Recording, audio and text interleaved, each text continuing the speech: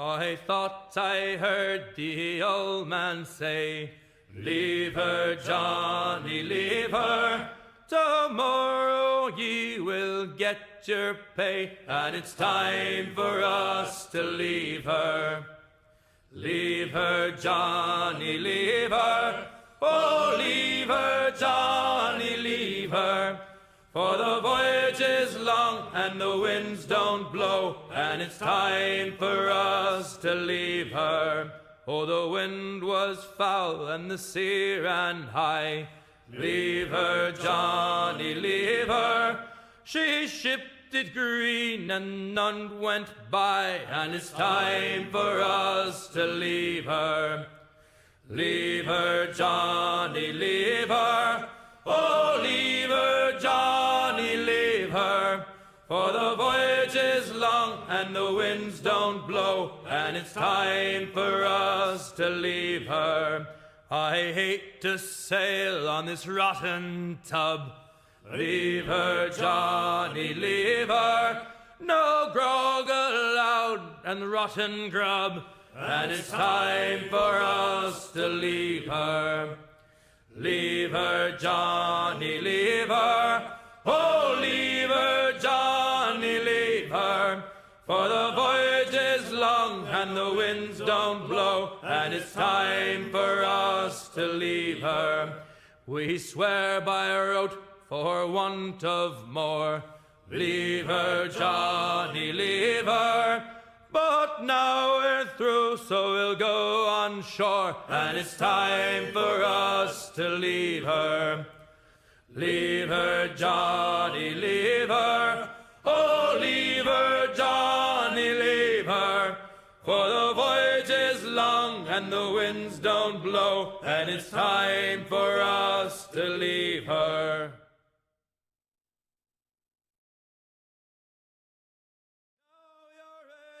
Sail for the Horn.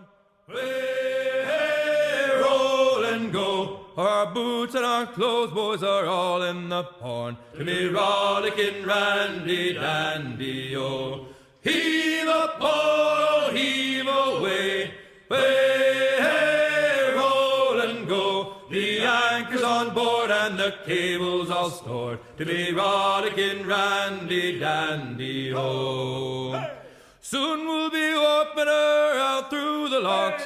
Way, hey, roll and go. Where the pretty young girls all come down in their frocks. To me rollicking randy dandy, oh. Heave a pole, heave away. Way, hey, roll and go. The anchor's on board and the cable's all stored. To me rollicking randy dandy, oh. Come breast the bars, bullies, heave her away. Way, hey, roll and go. Soon we'll be rolling her down through the bay. To be rollicking randy dandy, oh. Heave a pole, heave away. Way, hey, roll and go. The anchor's on board and the cable's all stored. To be rollicking randy dandy, oh. Randy dandy? Randy? Randy? Randy, are you dandy? I hope so. One can only hope. One can only hope. How are you guys doing? Hopefully you're doing good. Hopefully you're feeling alive. I know I am. I know I am. Wearing a lilac shirt. I pondered playing a song. But honestly, every time I start playing it, I kind of like veg out and then I lose track of time. You know the song. Where'd it go? It was just here. Oh. No, did I lose it? I think I lost it. Damn it. It's The Witcher 3. The Witcher 3 Priscilla's song. Dude, it's such a vibe. You know this one? You know this one? Oh, that froze. Come on, Chrome. Thanks, Google. Thanks, Google. The whole the whole browser's frozen. Thanks, Google.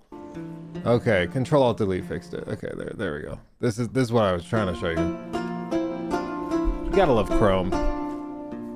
If I had a lighter. These scars long have yearned for your tender caress, to bind our fortunes. Damn what the stars own. Rend my heart open, then your love profess. A winding, weaving fate to which we both atone. I'll atone. You flee, my dream come the morning. Your scent, berry star, Lilac. Sweet. That's the whole thing. That's the only reason we watch that. How are you guys doing? How's everybody? How's everybody? You will own nothing and you will like it. Can I hear a Luke, you were right? Can I hear it? Can I get it, please? It was just revealed that Apple is launching a new program, which I guarantee you, Sony and Xbox are soon to follow.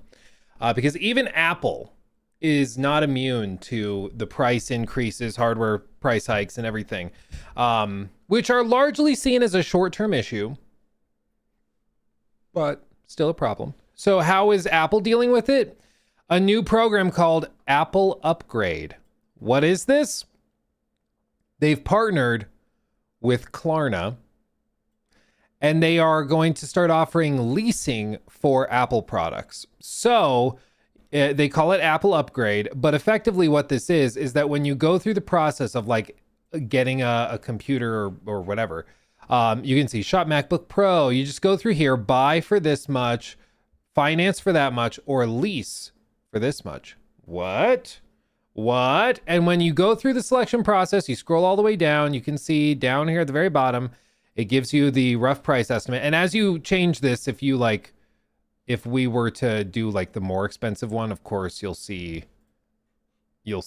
like the price hike in response to that. So now it's like lease from $104.70 per month for 36 months. And effectively, I mean, this is $5,100 or a $5,150 computer. But if we were to take this and say, okay, we're gonna do $104.70 times 36 months. 36 months.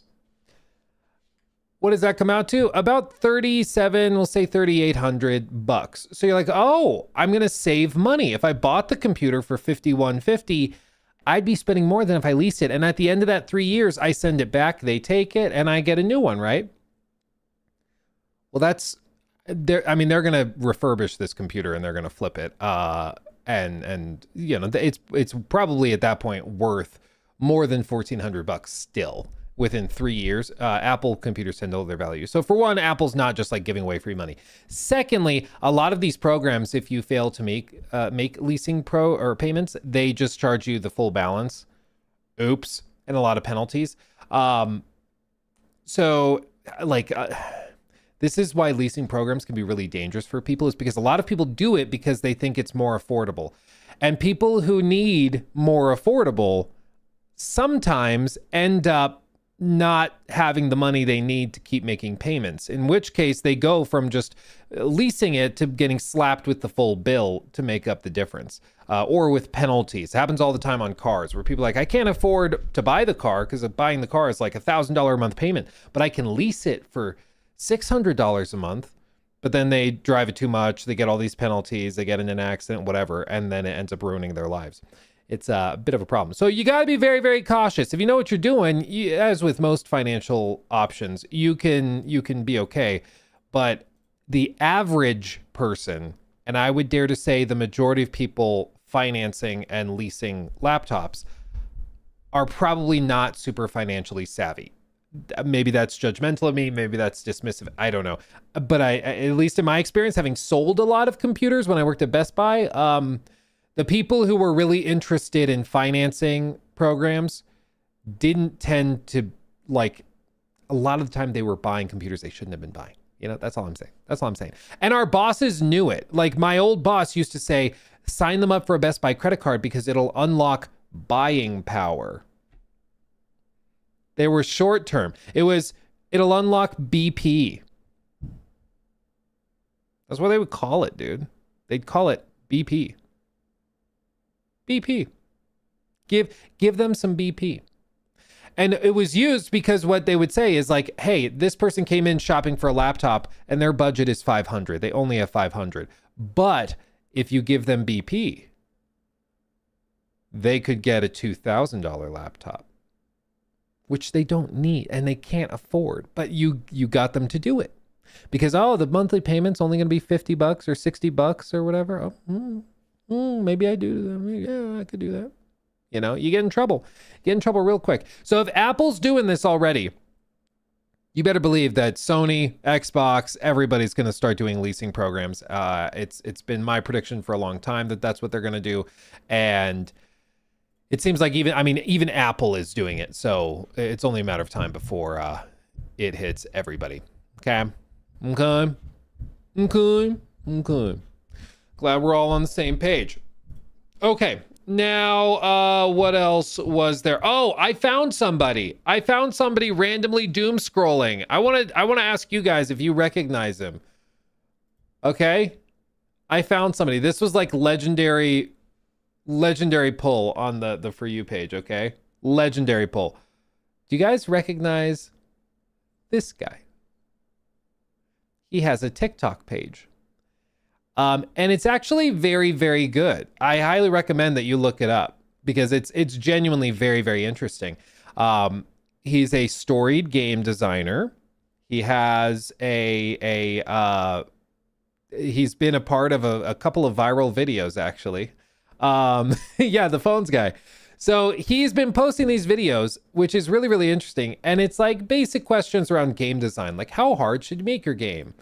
There's a right answer, but it has nothing to do with difficulty. It's all about what the player came here to feel. Take a Souls-like. The player came here to prove themselves against something brutal. So make it genuinely hard, because the challenge is the product. True. Just make sure every death is fair.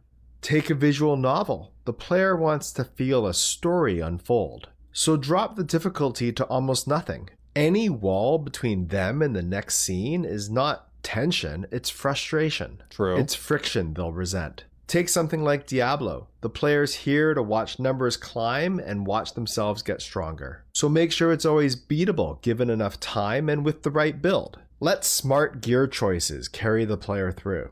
Take something like Doom or God of War. The player wants to feel unstoppable, so let them win. But quietly rig some near-loss moments. A clutch save at one sliver of health. A last-second comeback. Yeah. It's engineered to feel far more dangerous than it actually is. The best power fantasy is secretly easier than it feels. Stop asking how hard. Start asking how it should feel. Very true. Very insightful. I mean, that's absolutely right. Absolutely right. I mean, you think of even like God of War, the boss fight with Thor, where like you literally think you're dead. You go to the loading screen and then Thor revives you and it's like, nope, we're not done yet. You know, it's badass, but that's exactly what he's describing. He had one of his videos pop off, and this is legitimately really, really an interesting channel, and I do recommend you guys go follow and check it out because he posts some really interesting stuff. But yeah, this one go viral. I was the designer for the World of War. And you can see the comments are all just like, isn't this don't you guys have phones guy? I'm not actually sure. Was he the one that said it or was it the other guy? It's been too long. Don't you have phones? Was it him? Oh, it might have been him. Look at the thumbnail. In this. Is there any plans to make this playable on PC, or is this strictly mobile forever? Are there any? The current plan is to be on mobile, both Android and iOS. We don't have any plans at the moment to do PC. Do you guys not have phones? Yeah, you guys all have phone. Oh no, he did say it. Okay, my camera's blocking. I wasn't sure if it was him or if it was the guy next to him that said it. Do you guys not have phones? Yeah, you guys all have phones, right? I remember they were so genuinely confused that people didn't like this. It was honestly, it was kind of insane when you look back at it, because like what was that? That was 2018. Is that right? 2018. It's like actually amazing just how not in tune with the community they were. But I mean, that's what happens. You know, sometimes the team is just in their little bubble and they don't realize it. And, you know, they thought Diablo Immortal, big Diablo game. Everybody's going to be able to play it on their phones, no matter where they are, whatever the device is. It's great. And they just were genuinely shocked. It was like stunning. It was stunning. But that's what happens. That's what happens, man. Well, like, you got to stay in tune with your community. Otherwise, it can very quickly happen that you're out of touch with it. This is also, it's a similar thing where, like, I have to remind people, like, we all know mobile games are, like, ridiculously popular, right? Like, a huge chunk, I think it's like 50-60% of all spending in the games industry is on mobile, okay? People on phones are willing to spend a lot more than people on console because of whales. Like, the people that spend money spend a stupid amount. I would argue it's also because a lot of mobile games are built to take advantage of like gambling addictions and stuff, and so they extract a lot more money from the whales than a game like Fortnite might, because games that are also built that way on console will also extract stupid money from people. Like, you know, we've looked at the example, the one guy we looked at a clip of, he had played NBA 2K and had spent $30,000, and he's just showing his transaction history, and it's like every few days he's spending $300-$400. He gets back from a long day at work and then he goes and he spends another $300 on polls and stuff. And I like, if you're an adult and you want to spend money on polls, more power to you. It's land of the free, home of the brave. Like, if you want to go spend money on whatever you want, if you want to go and buy freaking NFTs, if you want to go and collect Lego and Warhammer, more power to you. It just starts to feel icky when it's like people with gambling addictions and you know, there aren't safeguards put in place. Funnily enough, and interestingly enough, China is actually, they've put in a lot of guardrails with their games in their country where you can't like spend over a certain limit, where like they actually have a lot of laws protecting like gambling addicted people, which is really interesting that like China is protecting their citizens from gambling addictions more than like the US. But anyway, with this, the reason I bring up the mobile game thing is that I think what happened is that they were probably looking at it and they were like, well, guys, there's 10 million people who are going to play this on mobile.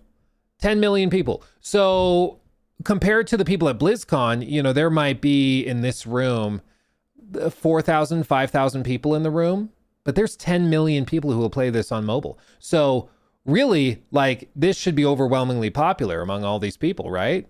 They all have phones, and they just did not realize how different those communities are, how different those groups are.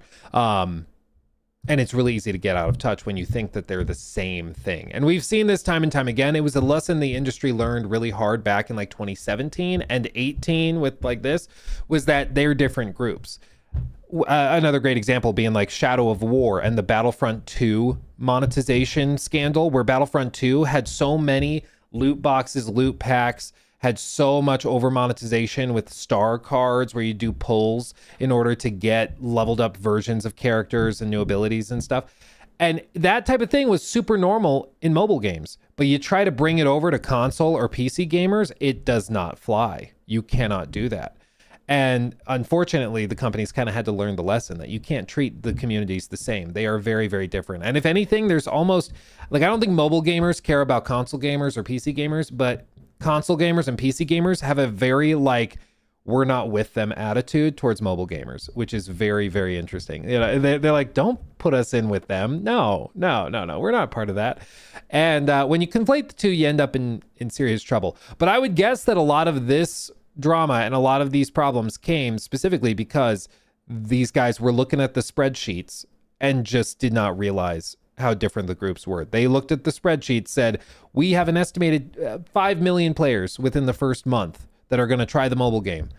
So this is going to be a smashing success. And they went to the event and they thought that this was going to be like, you know, welcoming them with open arms. And they just did not realize, no, the people that go to like BlizzCon, they're not looking for a mobile game port with no PC support. Like, these are the hardcore people. These are the people that are like really, really into this.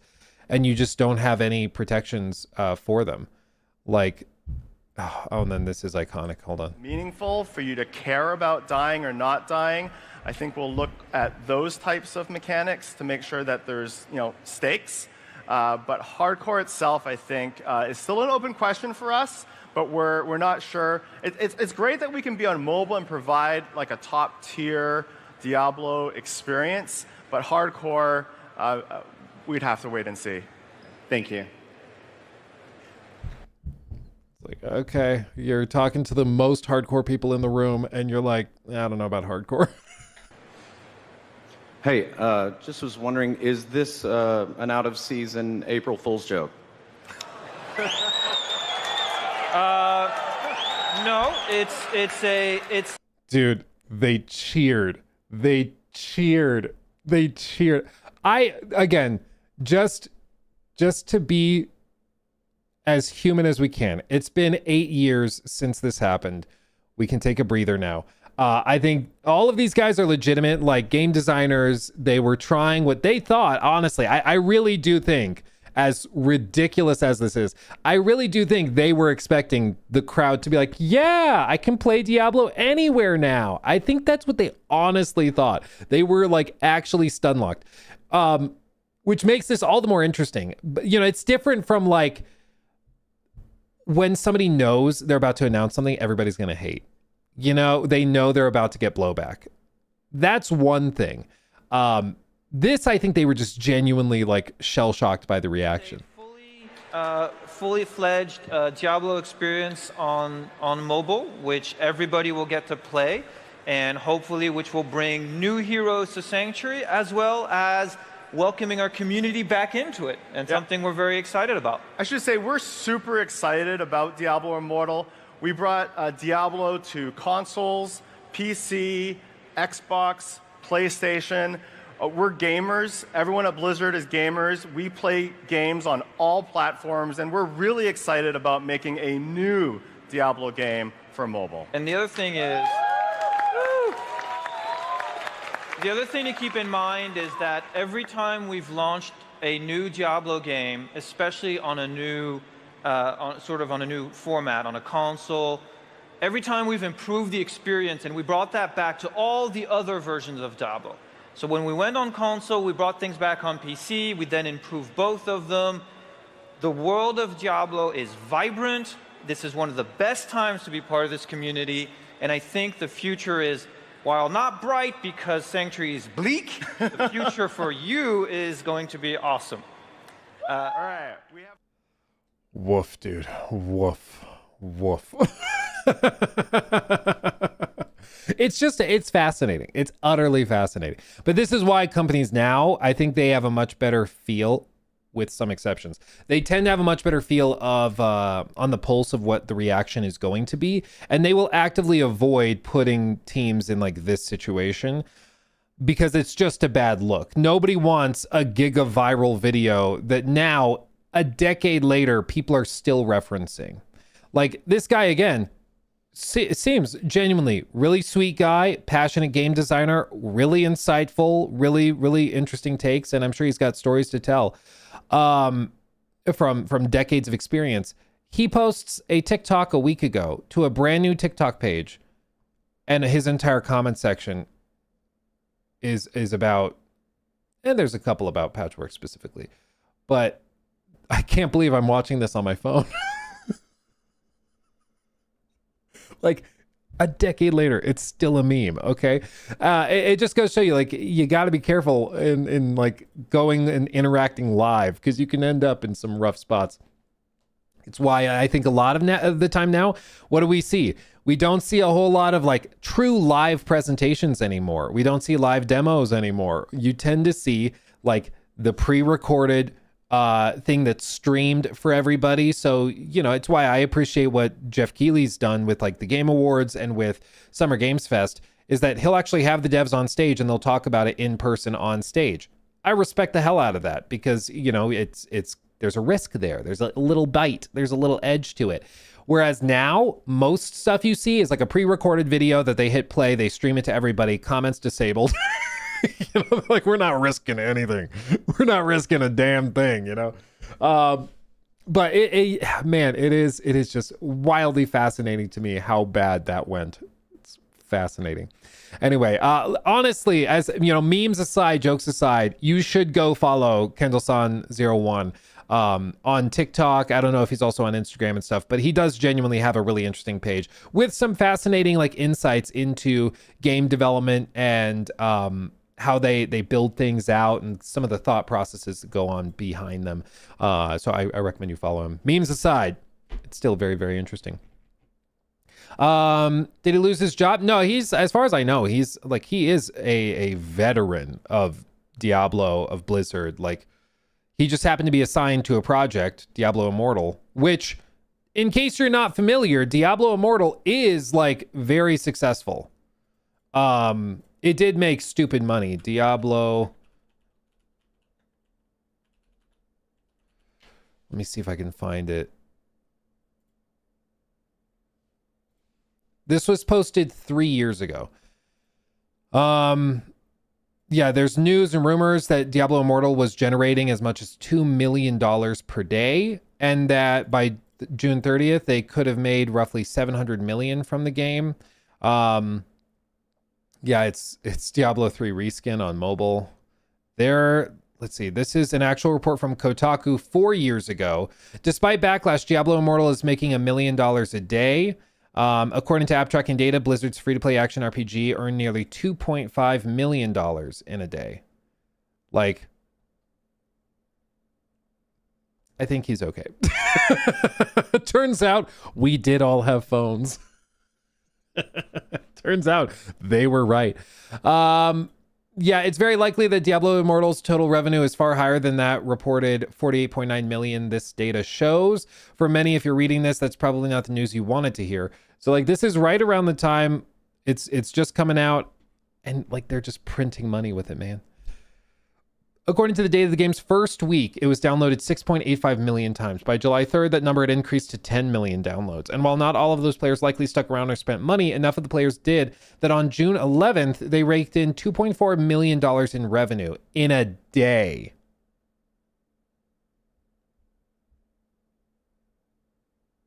In a day.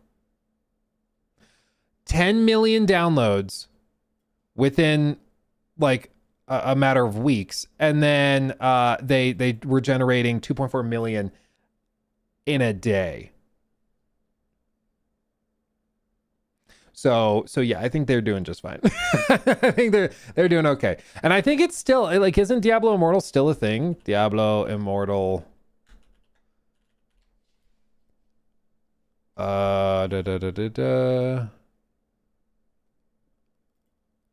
Yeah, it's still a thing. They're adding like new classes. This is like an IGN video from a year ago.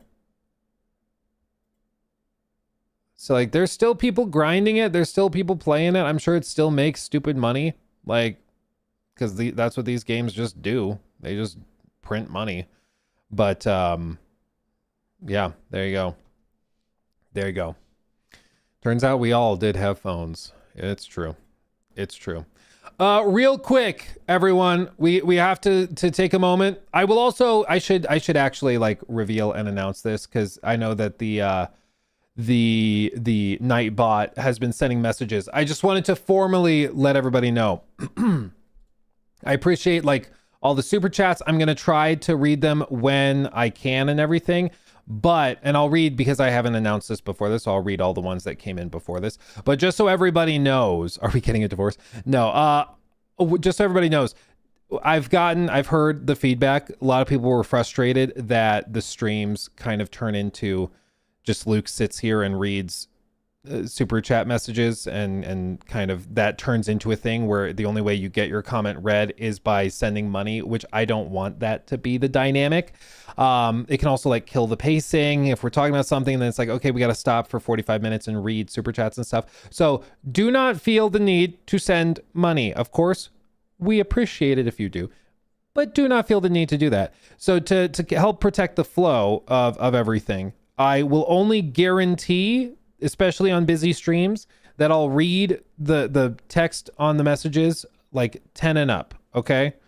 Below that, I appreciate it, but don't feel the need to send money. Like, I don't need you to send $2 to send a message. Just put it in chat. You can tag me at Luke Stevens, okay? That's cool. I'll see it, in the chat there. But I don't want you to feel like, oh, well, I wanted to ask Luke a question, but I have to send him $5 to do it, okay? Like, we're good. You don't need to do that. If you feel oh so generous, you can send a 10. The 20 will get text to speech on the stream and all that as a thank you. But I don't want this to just turn into the like, give me money, please. So I appreciate it. But and I'll read, like I said, I'll read the super chats that came in before I officially disclose this. But yeah, don't feel the need to send money, and to keep that flow, I'll guarantee I read everything 10 and up. I'll do member shout outs as well. If you become a member, we'll shout those out, of course. But stuff below that, don't stress it. Okay. Fair. Burdened by success. It's literally stop giving me money. That's what I'm asking. Okay. It's a weird thing to ask, but yeah, don't feel the need. Meta, that's big brain. The super chat was sent with $10. Hi Luke, how are you? Oh my god, he cracked the code. Okay, so real quick, I'll read these, and then I want to share with you that the curse was in fact broken, okay? What curse? I'll tell you. Wilhelm, thank you for the 2. Hey, so I got hit by a train on my way to work. Oh. What? You were, are you okay? I'm gonna be honest. There's times where I'm not sure what to say. At first, I know this is bad. I hope you're okay. If that actually happened, Godspeed. I hope you're okay. And find a doctor. But I was wondering if that was a reference to the Wilhelm scream. The iconic scream. Because his name is Wilhelm Karstein. Maybe your name is actually Wilhelm, but I was wondering, like, you got hit by a car. Maybe he's referencing the scream, the Wilhelm scream. Like, is that what I don't know. Either way, I wish you the best. Don't get hit by a train. Edgar, thank you for the 5. You were right, you handsome devil. Thanks, baby. Glad to have you. Har Simran, thank you for the 2. Hey, Luke, any updates on Phantom Blade Zero? No, they are chugging along, though, and I am hopeful, and I want to hear more. But yeah, I haven't heard anything since Summer Games Fest. Vin Archiver? I think Vin Archiver. Thank you for that. You need to watch the 15-second clip of the Best Accused in L.A. Noire if you haven't. Oh, I have seen that. It's quite funny. It is quite funny. Dude, L.A. Noire is goated. Sinus, good to see you. Glad to have you. And thank you for re-upping the membership, my friend. Thank you. Redhead Jack, thank you for the 25. You guys have phones, right? We all have phones. You're damn right. Turns out he was right. Vietnamese, thank you for that. Super chat as well. Luke, morning. My Chad of all Chads. Don't you have phones moment went down in history so hard that after all this time, we still all remember it. Which other moments can you recall like that one? I remember the Johnny Silverhand, you're breathtaking. That's iconic. The reveal of God of War 2018, which technically was revealed in 2016 with the live demo from Corey. That's goated as well. That's like a really crazy moment. I remember Fallout 4's stage presentation weirdly well. That one I remember very vividly. What else? Any other iconic moments? Welcome to Highguard. That one will live on forever. My body is ready. That's also iconic. Yeah. 16 times the detail. That's probably a good one. Yeah. 16 times the detail. But that was Fallout 76, I think, right? I think it was. Yeah, I think so. It's been a minute. We'll have to maybe we'll go through like the best gaming memes of all time, and we'll do a whole segment. That could be fun. Mr. Mo, thank you for 32 months. That's insane. 32 months. That's wild. Time flies when you're having fun. Sorry to break the pacing, but here's your monthly money. You demand us all give you, or else you will throw the puppies off the bridge. This is not a lie.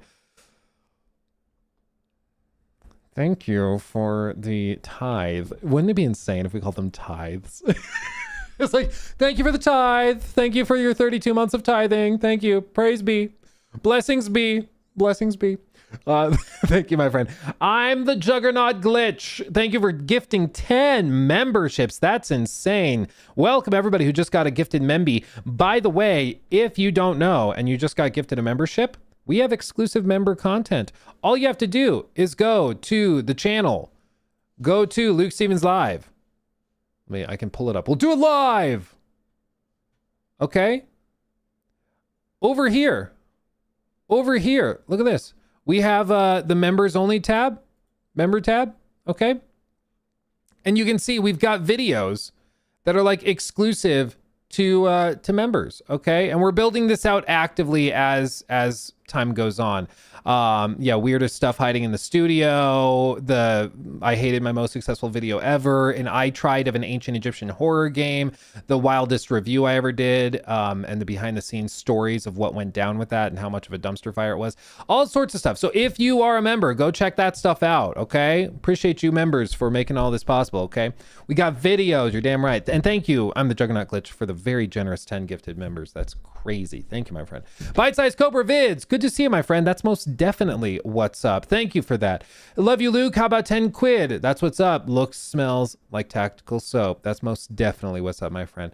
Rest in peace to the gothic bad boy. I miss that fella. I miss that fella so much. I was just going back through. I rewatched the Wendy's saga recently, specifically because I was like, gotta go back.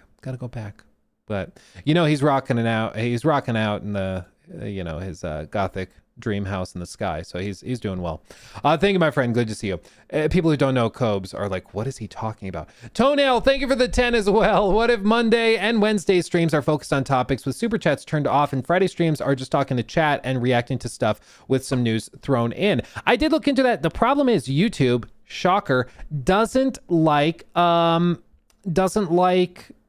to give you the chance to turn off those features. I wanted to just turn off super chats below a certain point so people wouldn't like feel tempted or like, wouldn't need to.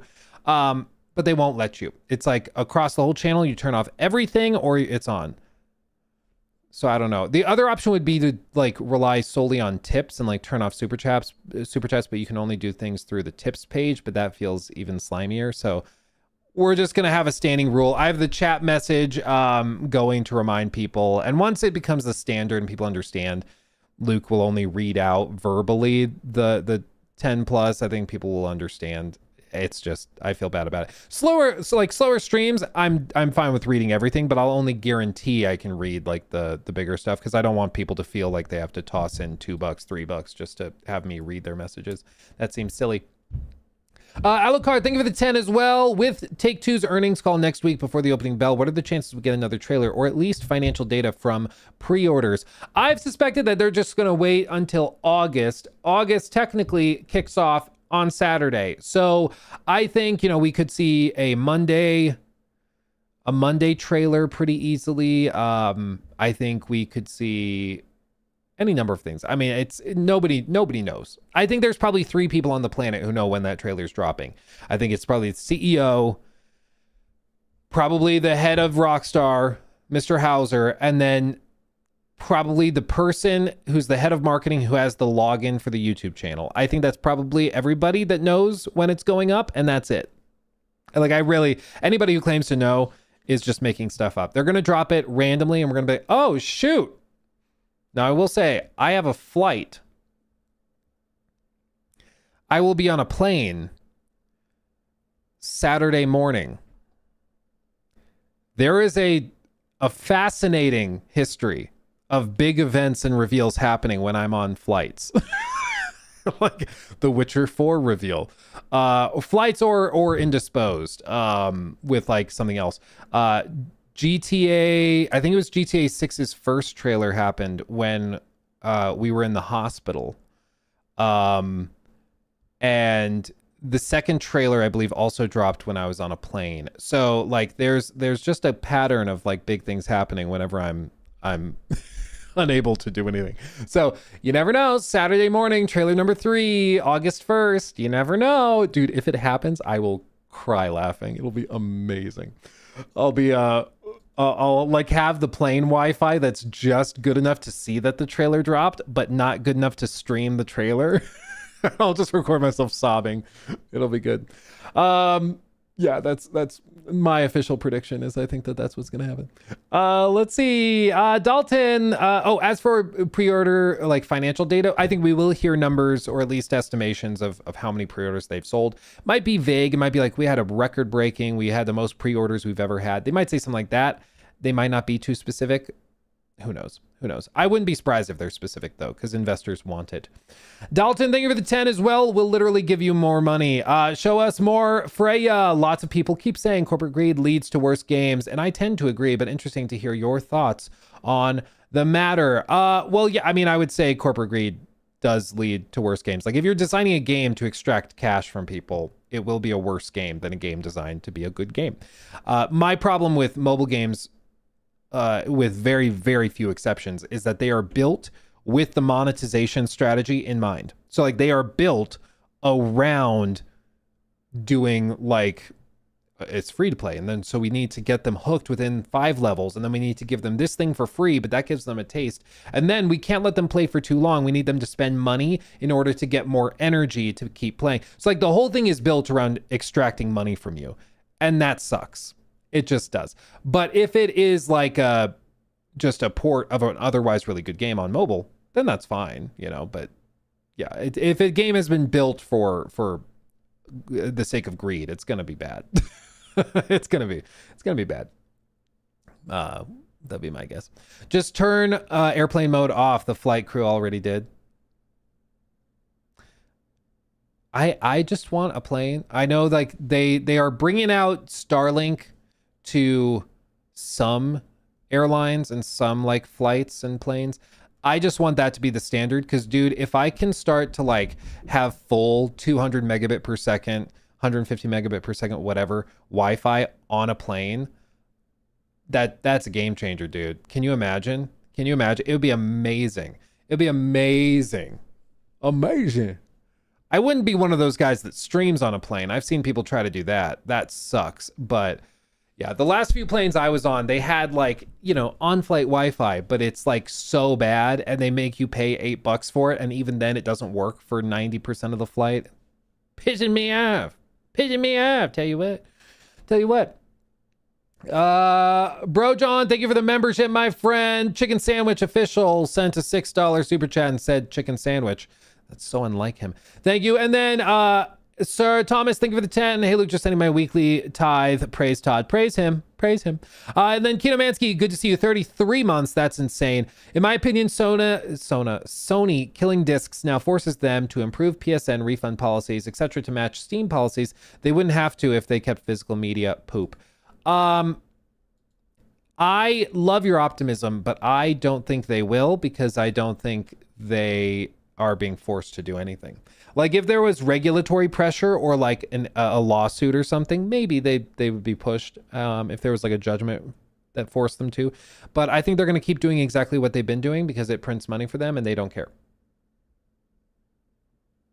Come at me. So I don't think anything's going to change. I think they're going to keep being fairly anti-consumer. Okay. Ladies and gentlemen, the curse has been broken. You might have heard that there was a panel at Comic-Con, San Diego Comic-Con, where they announced and revealed a bunch of stuff about God of War, Lao Fei, the release date, all that stuff. But there was a small little snippet I thought I'd share with you where it was revealed that the curse was broken. The curse was broken. Let me show you. Okay. This is Deborah Ann Wool, who plays Faye. I almost said God of War. But this is what she said, sitting next to Christopher Judge. We were doing a scene, and they handed me a prop, and unbeknownst to me, this famous prop. To be clear, the motion capture stage that they use for God of War, I believe, is shared with it's what they also use for Naughty Dog's motion capture. Okay, so that'll be important here in a second. They had used on The Last of Us. Maybe was it a hockey stick or a baseball bat? Sensitive territory. Something like that. I don't know. Hey, well, not the like, you know, like the thing that they used to film, you know, I can't remember. Some sort of sporting equipment. You know. And Some sort of sporting equipment. She broke it. and they gave it to me, and I was supposed to use it like an axe, and I broke it. She swung it so hard, it cracked, and it echoed throughout the volume, and we were like, hot damn, let's go. Like, okay, I get it, this is your game. I mean, it was, and then like everyone kind of went silent for a minute, and then was like, yeah! It's pretty funny that like even the people that work at the soundstage were like, hell yeah, she broke the golf club that killed Joel. Like finally, someone did it. Even the people that work there were like, it's about time. It's about time. Screw that golf club. Screw that golf club. It's pretty funny. The curse has been broken, okay? It's been destroyed. One other thing, I hadn't seen this. I'd seen all the articles mentioning this reveal, but I hadn't seen the clip. This is the moment that Cory Barlog revealed officially that the next game is Kratos, that it directly connects to Lao Fei. Things we kind of suspected, but this I just thought was funny. It was revealed in a very Cory way. Yeah, I was actually talking to the director of the next Kratos game earlier this week about all the different things that are going. Oh fuck! Did I just announce the next Kratos game?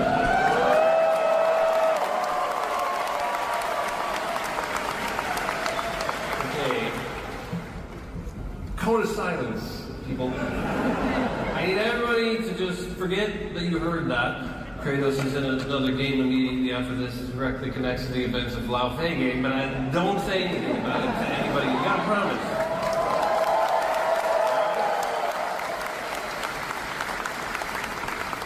It's very important because I could get fired if you tell anybody else.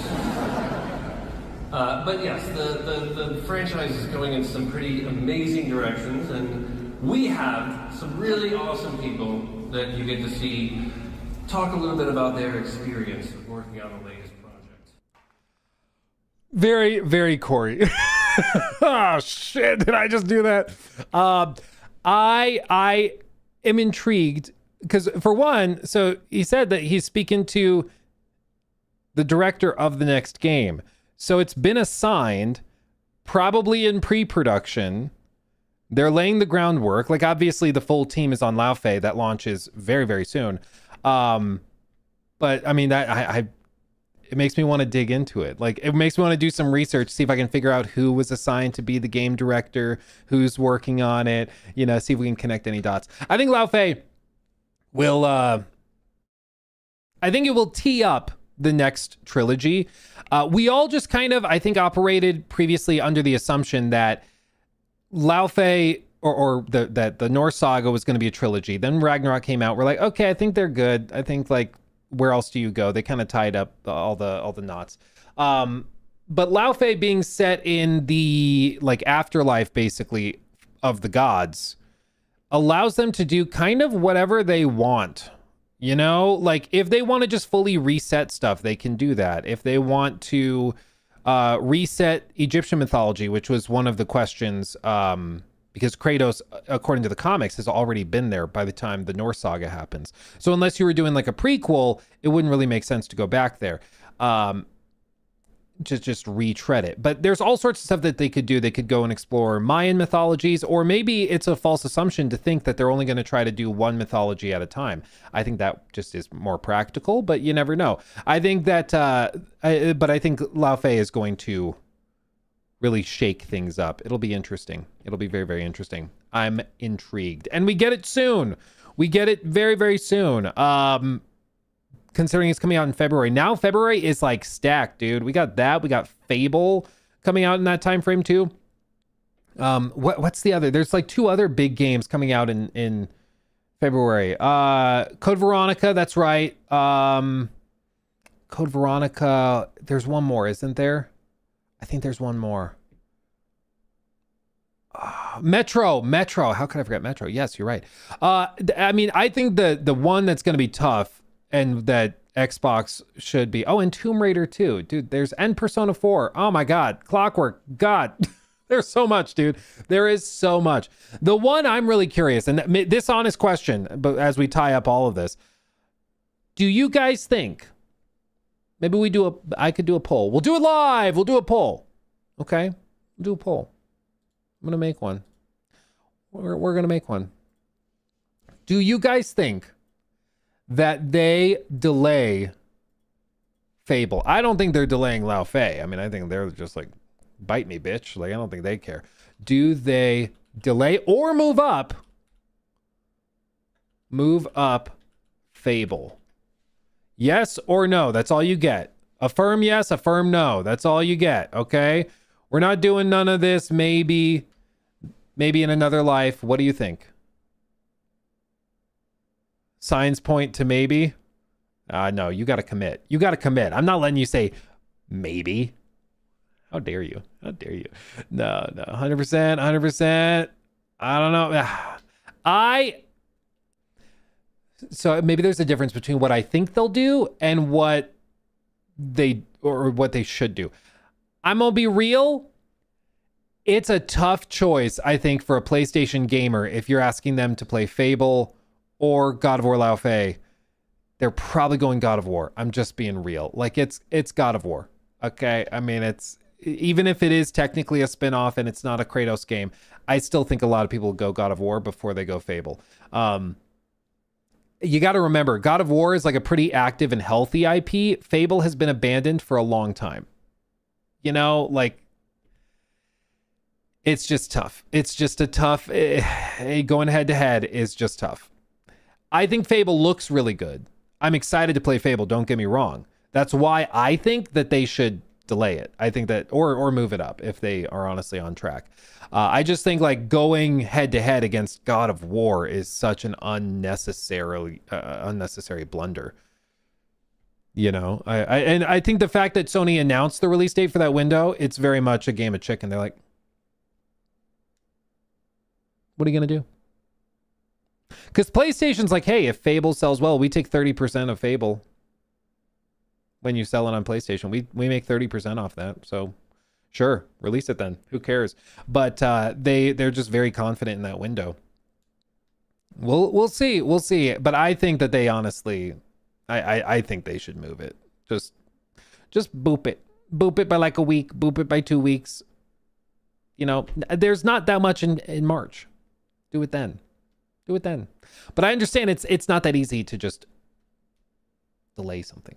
You know, I get it, but it's a rude move, Sony. I mean, it is very much like slapping it out on the table. Like, what are you gonna do about it? That's very much what they're doing. But you know what? I get why. It's God of War. Like, what are you gonna do?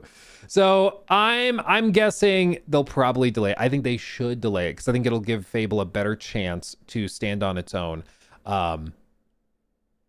But maybe Asha doesn't want to be pushed around. I don't know. I hope that they do what's best for the game, not necessarily what's best for their pride, you know.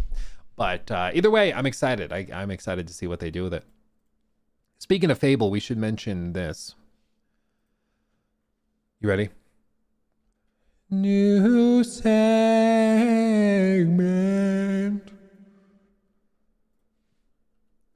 Fable. Here we go. Okay. Here we are. Okay. So, In the last handful of days, there's been a lot of discourse around release dates, around Microsoft's publishing approach and all this.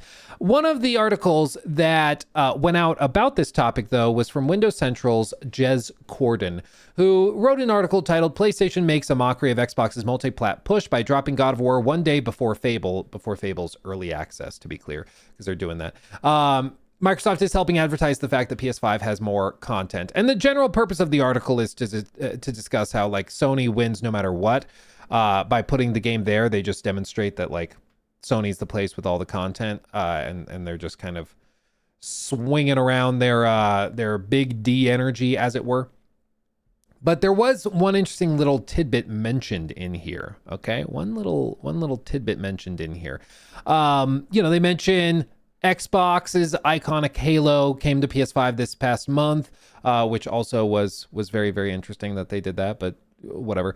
And then they said, the same cannot be said for the next Fable, though, which sources suggest has run uncomfortably beyond budget. And this is just tossed into this article, like just one little tidbit. It's uncomfortably over budget, and that's where they left it. But Jez says that his sources have said that it's uncomfortably over budget, which is interesting. Now, having looked at it, it looks like a game that could very quickly become over budget.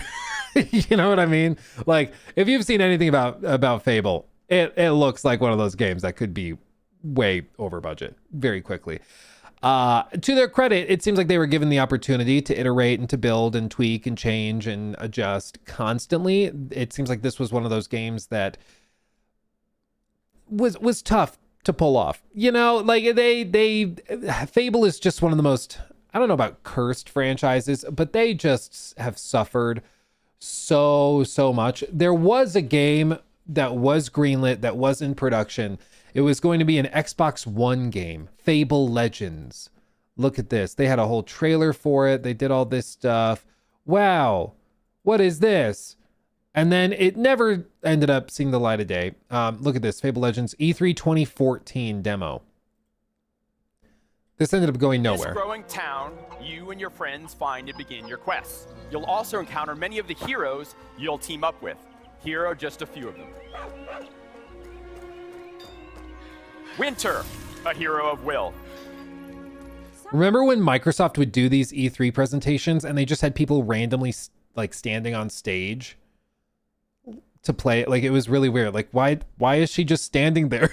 Like, I appreciate a live demo. I don't know if it was actually live or if it was just like them pretending to play.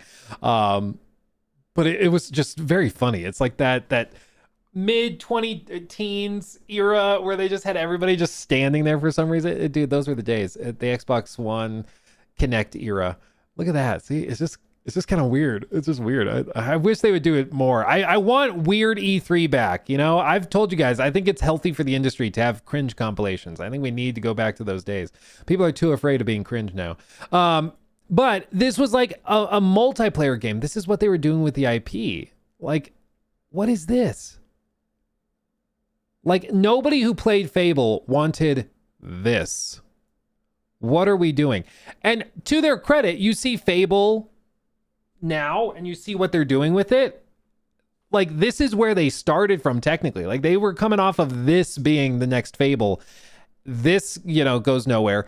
And then they're told at some point, hey, we're going to let you guys do a new Fable. We got to figure out what that's going to look like. And they were looking at this as the most recent example of what the previous team wanted to do with Fable.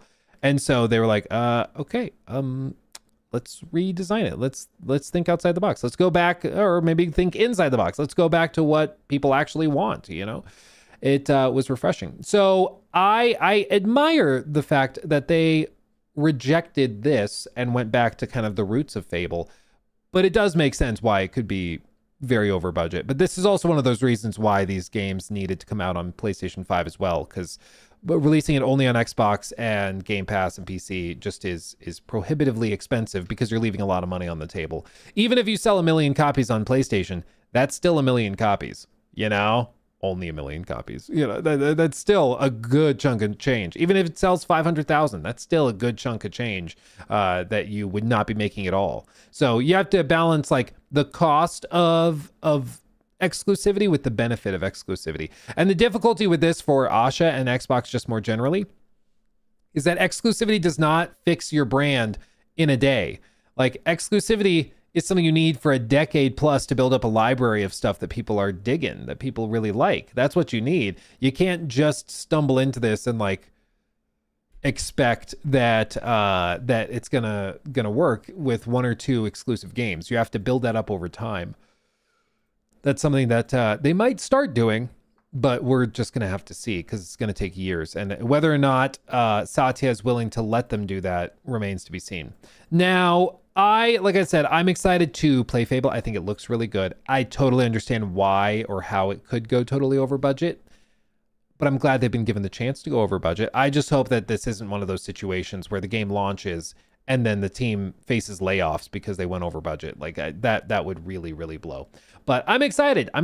And I wish them the best. But having just talked about God of War Lao Fei, seeing that God of War Lao Fei launches a day before the early access for Fable, that's tough. Like, that's going to be tough. I personally think that they should maybe pump the brakes a little, maybe delay by a couple of weeks into March, or expedite, move up to early February or something for Fable if it's ready. But if I were them, I would not go head to head with God of War. Like, I just wouldn't, man. It's God of War. And like, you got to remember, we know Fable. We've seen this trailer, right? Like, we're in this. We're in the trenches. The average gamer, though,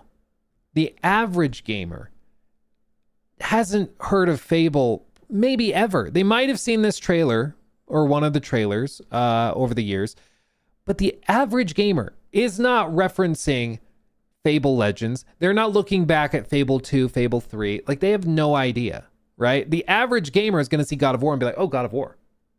I know that. I've seen that. I've played those. Yeah, I'm aware of those. Fable as an IP has been dormant for a long time. And so even with a lot of marketing spend and push, you're just going up against Goliath, man. It's just tough. Luke, I'm fully bricked up, bro. Thanks for asking. You're welcome. I told you guys, right, that I used that term very, very improperly for a long time before somebody corrected me. I thought it meant like, you know, you're like backed up, you're plugged up. Like, you know, you eat a lot of PF Chang's and you get backed up. That's what I thought it meant. So I was going around like telling friends, how you doing? It's good. Really bricked up though. Not what it means. Not at all. So just be careful. People will start. Really? Okay. Huh. Like, hey, you know, making a reference, I had Taco Bell. Well, you know, I was all bricked up and then I had Taco Bell. Problem solved. And they're like, oops. You know what? You live and you learn. You're bricked up for Luke? Hell yeah. Hell yeah. Oh, man. Anyway, let's see. Do I want to go through that? Let's see.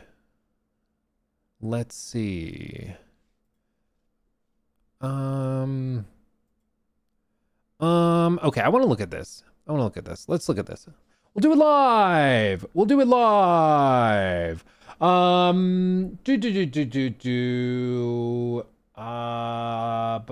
Tall guy, thanks. The change for some cutscenes, or they changed the cutscenes. Yeah, with the hands on the hip pose. I did see that. I actually just filmed a video that'll go up probably next week, late this week, early next week at some point.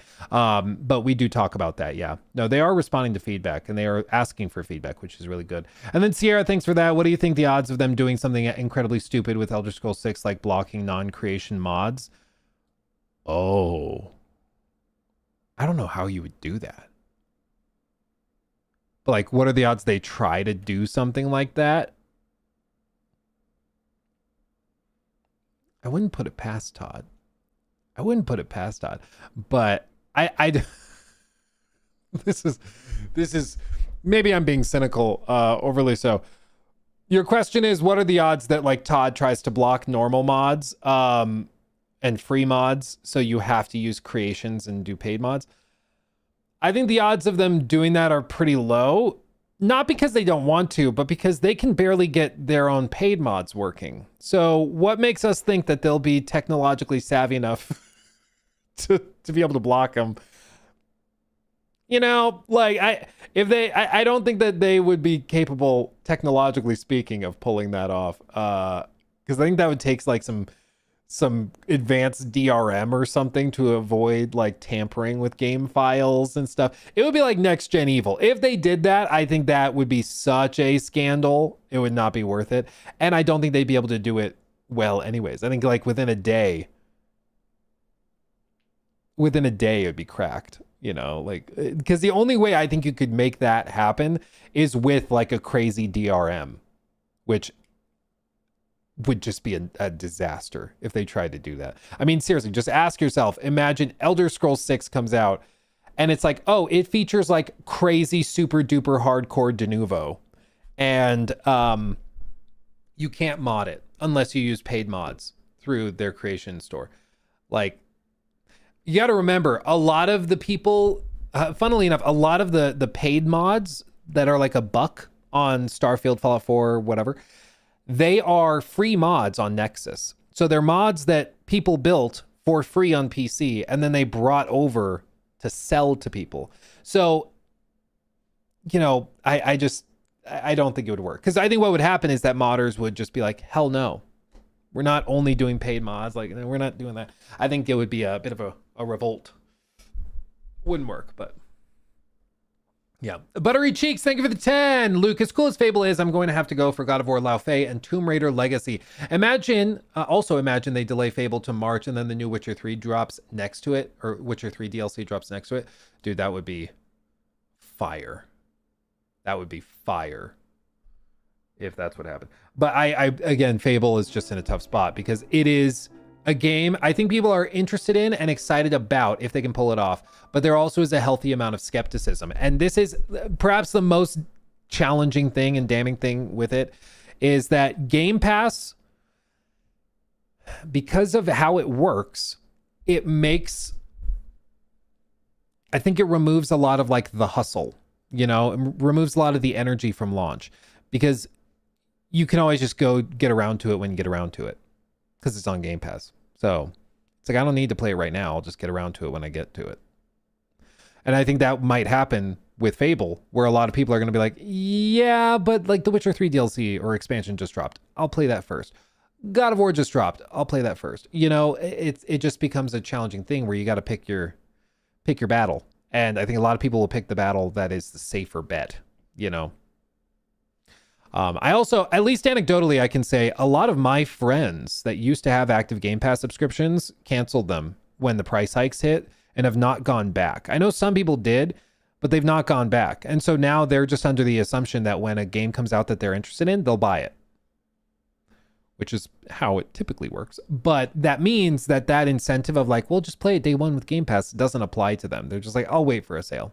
You know, I'm good. Was God of War PlayStation exclusive? Because if it is, I'm not playing. Yes. If you're asking, like, is it going to PC? It's not. No, it is PS5 exclusive. Yeah.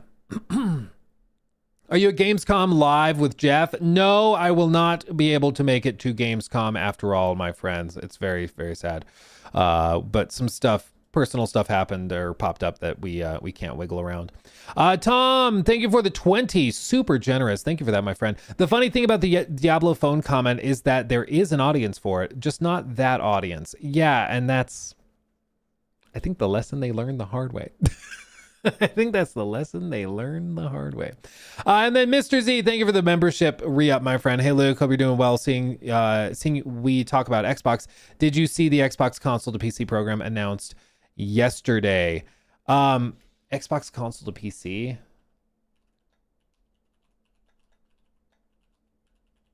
Oh, wait, are you talking about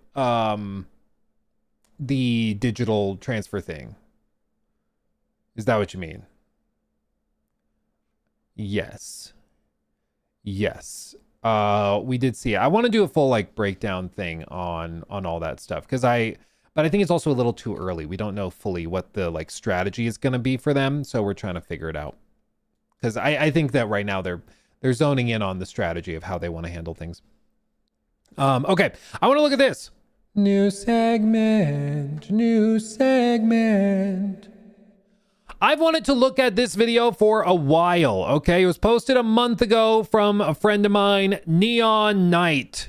Neon, if you don't know, you need to get over and get subscribed to Neon. He does amazing work. He is like the Witcher expert, the hardcore RPG expert. Like, he knows his stuff. I actually met him because we both are diehard fans of Kingdom Come Deliverance, which tells you a lot about his taste in games. He's got similar taste as I. So if you like my stuff, you will like Neon Knight, and he goes deep into these games and the stories and breaks it all down. It's really, really good stuff. But he investigated the brand new Witcher 3 expansion in a lot of detail, it seems, to figure out not just settings, but also content, lore implications. What is that sword that Geralt is holding? What is the monster standing behind him? All of this stuff.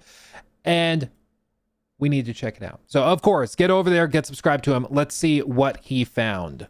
So, CD Projekt Red just officially announced a brand new Witcher 3 expansion, Songs of the Past. Not a DLC, not an update, a full-blown expansion starring Geralt that is set to release next year. Now, apparently, the plan was to announce this during a live stream celebrating the anniversary of Blood and Wine, but CDPR themselves accidentally revealed the name of the expansion in their PC launcher. Which is freaking hilarious. I'm sorry. I know it sucks for the team. They were really excited about this big, like, reveal with the trailer and everything. Like, I get it. Everyone was really pumped about it. But, dude, some people were just, like, on a whatever it was, a Tuesday or a Thursday. They just were like, hey, I'm going to play some Witcher 3. They boot up the game. It launches the launcher. Like, okay, time to hit play. What? What is that? What? They just immediately like crashed out. Pretty funny. Can you imagine being the first one to see that? Like, before it starts trending on Twitter, you're the first one to see it and you're just like,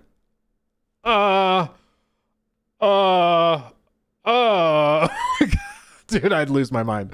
Oh, apparently they just said screw it and revealed everything early, which works for me. And the first thing I want to talk about before we get into a lot of things, honestly, I can't believe I'm making this video right now, is the art that was revealed for Songs of the Past, where we see, in his standard Kaer Morhen armor, Geralt with not one, not two, but 3 swords standing in front of a huge, terrifying... Well, actually, let's back up to the 3 swords thing. You know you're a fan. When you're like, I want to talk about that. No, we should talk about this first. I know I got to talk about this first. Like, it's just overwhelming. It's overwhelming. That's very much how I feel about it too. I have been digging into, well, everything to bring you what I'm bringing you today. And here's what I can tell you about those 3 swords. The one in his hands being by far the most interesting, because if CDPR were trying to tell a story with that sword, then they've succeeded, because I went down what must have been a 5-hour rabbit hole yesterday. Now, the 2 on his back, if you were curious, and just to get those out of the way, they're just the default Geralt marketing swords. They famously were used in the early trailers and promo images, but then those swords weren't in Witcher 3 at all when it came out, at least not exactly, so just a few years ago when CDPR did the next-gen update, they added them to the game. They're just called Witcher Steel and Silver Swords, and they can be purchased from the top-notch swords guy in Novigrad. Top-notch swords? Anyway, that sword in Geralt's hands is the real star of the show. The second I saw the art for Songs of the Past, I immediately felt like I recognized that sword from somewhere in Witcher 3, and I wasn't crazy. Yesterday, I spent hours looking at every single sword in Witcher 3, hundreds of them, both silver and steel, and unless everything we're about to get into is a huge coincidence, then that sword in Geralt's hands is heavily hinting at what this expansion will be about, at least. This is why I love Neon. Because he digs into that stuff. He's like, I wanted to find the swords, so I sifted through all of them. What a nerd, dude. That's why we love him. That's why we love him. You know, we all need nerds in our lives, and the people willing to do the dirty work. You know, he goes deep into like lore and the story and all that. We'll get to that here in a second. You know, I'm on the flip side. I pull out the Excel spreadsheets and stuff. the most nerdy videos I've ever made were like the 40-second rule videos. Back in the day, like I wanted to test, I saw like a talk from a Witcher 3 designer actually at GDC, I think it was. And they were describing how they had the 40-second rule of open world design, how they would go and they would place open world activities every 40 seconds roughly as you explored. So every 40 seconds, something happens to keep you engaged. And I was like, that's interesting. I wonder if that applies to other stuff and other games. So I started testing other games, and I would literally go through and I would play the game, trying to play it as normal as I possibly could. Just like, or I would take gameplay footage I had already recorded outside of the experiment, so I wouldn't like change my behavior based on the experiment. And then I would go back through the footage and I would like, you know, have an episode of Family Guy or something up on the other screen, and I would go and I had a like stopwatch, and I would lap it every time something new happened that pulled my attention or made me change what I was doing as I just like explored the open world. And what was interesting was that like it actually tracked, that you could actually track about every 40 to 45 seconds something interesting would happen. And it's like, oh my God, it actually worked. You know, that's crazy. That's wild. And I tested it with other games. Red Dead Redemption 2, it wasn't 40 seconds. It was like 80 seconds to like, I think 100 seconds. It was way more time, but that kind of fit with the vibe of the game. Other games I tried were like way overly aggressive. And it was really interesting because you could track engaging open worlds where it was super like consistent, very precise. And then open world games that were like really boring, or that like would like had the Ubisoft checklist style, like Assassin's Creed Valhalla or Odyssey, were very different, where it was like way tighter, way more dense, and you know, way more random all over the place because it was just kind of sprinkled across the map. So I've done my fair share of like nerdy, who the hell cares deep dives in games, but it's fun. And actually one of the more interesting ones was where I did it for Hogwarts Legacy. And one of the designers of Hogwarts Legacy's open world sent me, I don't remember if it was a DM or an email or what, but sent me a message and was like, so I can't share exactly what our rule was, but you're very, very, very close. Because it was interesting. Hogwarts Legacy had different rules for different zones of the map, because they knew early in the game you wouldn't have the flying mounts or the broom.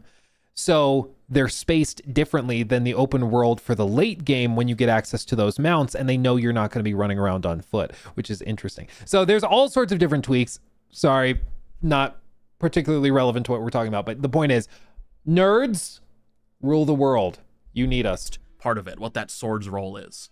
So first of all, the crossguard with the 3 circles at each end of it. That is directly from Witcher 3. And which swords use it? Well, 2 in total, both silver, one called Hav-Karen and another called Meltith. And what do those 2 swords have in common? Well, they're both elven, and if you look closely, what do you notice about the Meltith sword specifically? Well, that one also has the same exact pommel, the flower, that can be seen in the sword Geralt is holding in the Songs of the Past key art. It's unmistakably the same, and that pommel is also used by multiple other elven swords in Witcher 3. It's clearly meant to be an elven sword Geralt is holding. In fact, there are like 5 other swords in Witcher 3, every single one of them elven, if you wanted more proof, that has a modified version of that same crossguard with the 3 circles at each end. But anyway, I find the elf connection so interesting because one of the big rumors about this expansion, and this one came straight out of Poland, quite frankly, the leaks out of Poland have been the only ones worth listening to, the only ones that have proven to be true, but one rumor I've continued to hear is that this new expansion will take place in Cidaris. And if you don't know, Cidaris is a small kingdom directly connecting to, and to the west of, Velen, which of course is It makes sense. Makes sense. Philip, good to see you, my friend. Hope you're doing well. Is where much of Witcher 3 takes place. And I find the Cidaris rumor, which by the way long predates the official announcement of this expansion, I find it so interesting because Cidaris was built on the ruins of an elvish city. And also, it directly connects to something else that we will talk about in a little bit. I won't speculate much further on the elf connection right this second, but I will say that elven sword Geralt is holding really got me thinking. And speaking of it, speaking of the sword, let's go back to it, because something else I realized yesterday while digging through, well, everything, was that this isn't the first time we've seen that sword. Yes, we've seen the elven components of it in Witcher 3, and Hell, the scabbard Geralt is holding is almost identical to Ciri's scabbard, although, to be fair, Witcher 3 only has a few different scabbards that are reused all over the place, and it's not an exact match anyway. The metal portion at the top is different from Ciri's, from both her scabbard in Witcher 3 and in the Witcher 4 footage we have. But anyway, what I was getting to was that just 3 weeks ago, CDPR kind of randomly put out a post wishing everyone a happy Beltane, which, if you don't know, Beltane is an elvish holiday, there the elves are again, signifying the 5th elvish month. It's a celebration that humans in the Witcher world then adopted, and CDPR's post a few weeks ago was accompanied by some brand new artwork of Geralt and Dandelion. Geralt in the corner brooding as per usual if we're talking about book Geralt, and Dandelion playing a song for people celebrating. Why does this matter? Well, in the bottom left corner you can see, very clearly, the same exact sword from the expansion announcement lying next to Geralt in the grass. So it's concept art for the expansion. Maybe. And if you look in the background of the artwork, framed just between Geralt's face and the tree Dandelion is leaning up against, you can see what looks to be a hand hanging down. A hand that is almost identical to the tree monster's hand that we see in the Songs of the Past expansion art. Okay, that's a good find. I didn't see that at all. Who would see that? That's crazy, man. Identical to what looks to be... Like, it does look like a hand. I would not have seen that. That's a good notice. That's a good grab. Maybe this is just us coping. That's a leaf to me.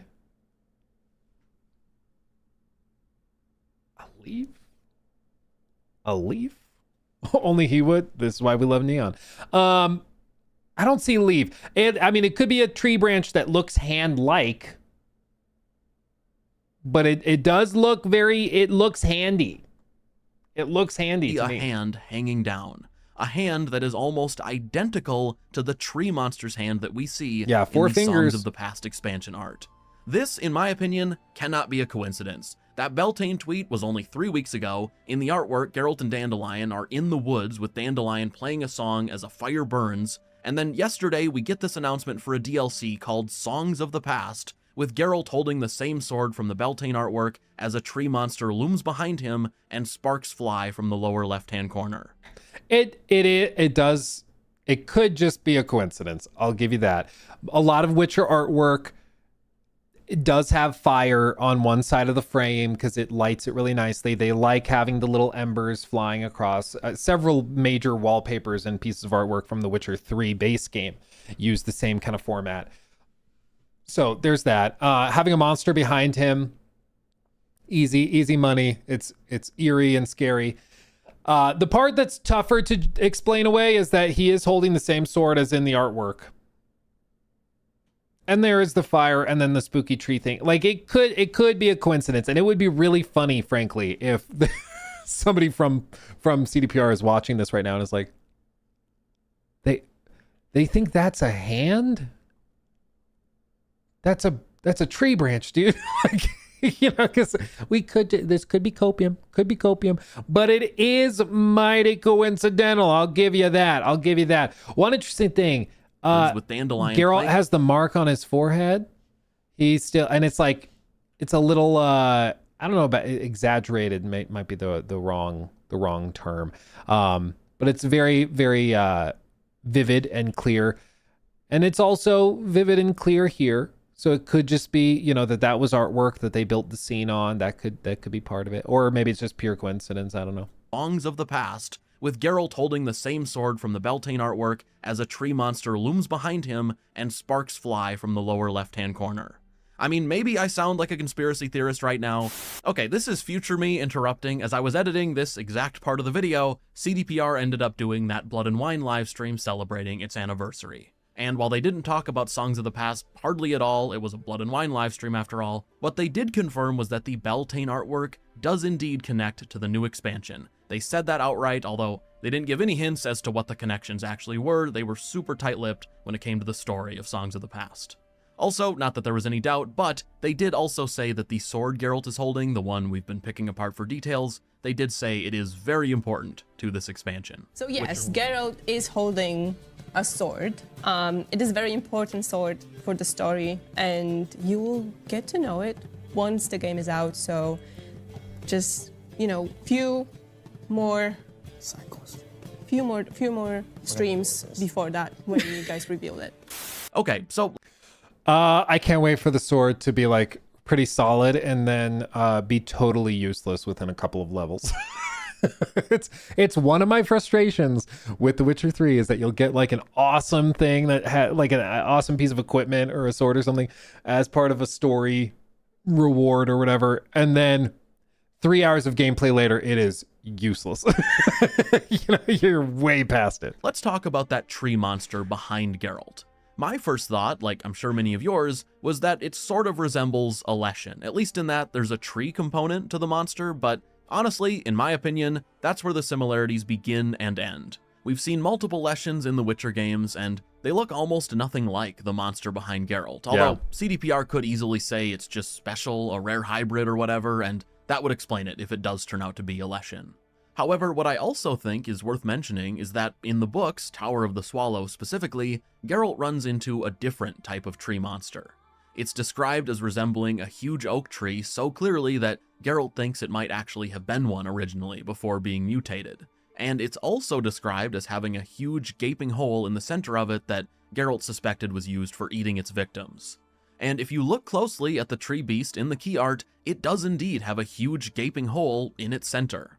Now, the monster from the books is called a treant or an oak critter, and CDPR themselves have actually featured them in Gwent, and while their Gwent art doesn't match the expansion exactly, it's much closer than their version of a Leshen is, and the claw it has in particular is very similar to the artwork from the new expansion. Yeah. And in saying all of this, in overanalyzing the announcement yesterday, which I hope you guys have enjoyed, if you have and want to leave a like on this video, that'd definitely be appreciated. Go like it and sub. I'm telling you, you won't regret it. Neon's awesome. Subscribe for more if you want, but I will say I'm very curious where the title of this expansion comes into play. Songs of the Past, what could that mean? Does this mean flashbacks? Does this mean something from Geralt's past coming back to bite him, to pull him into another adventure? Maybe an adventure with Ciri involved, at least in some capacity, that will set up Witcher 4. Honestly, I can't wait to find out, but I suppose there isn't much use in speculating beyond that when it comes to the title because, well, Songs of the Past could mean just about anything. I do think Dandelion being involved is highly likely, you know, between him being in the Beltane artwork, Songs of the Past being the expansion name, and also, if that Sidaris rumor turns out to be true, we know from the books that much of Dandelion's family is from that area. Dandelion himself is hired by the King of Sidaris in one of the short stories, so there's just a lot of connections there, which makes that rumor more and more interesting to me. Anyway, let's wrap this video up by talking about some of the non-story information that CDPR have revealed about the expansion, because Hell yeah. I do think, I mean, it makes sense if you're gonna go back. People were asking in the comments of the video I made on this, if I think that we'll see like Triss and Yen. I honestly, I don't think so.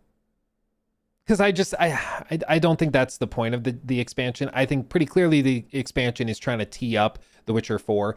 It's gonna focus on Geralt, obviously, like he's gonna be the playable character, but I think a lot of it is going to be about teeing up Ciri, setting some of the narrative groundwork for that.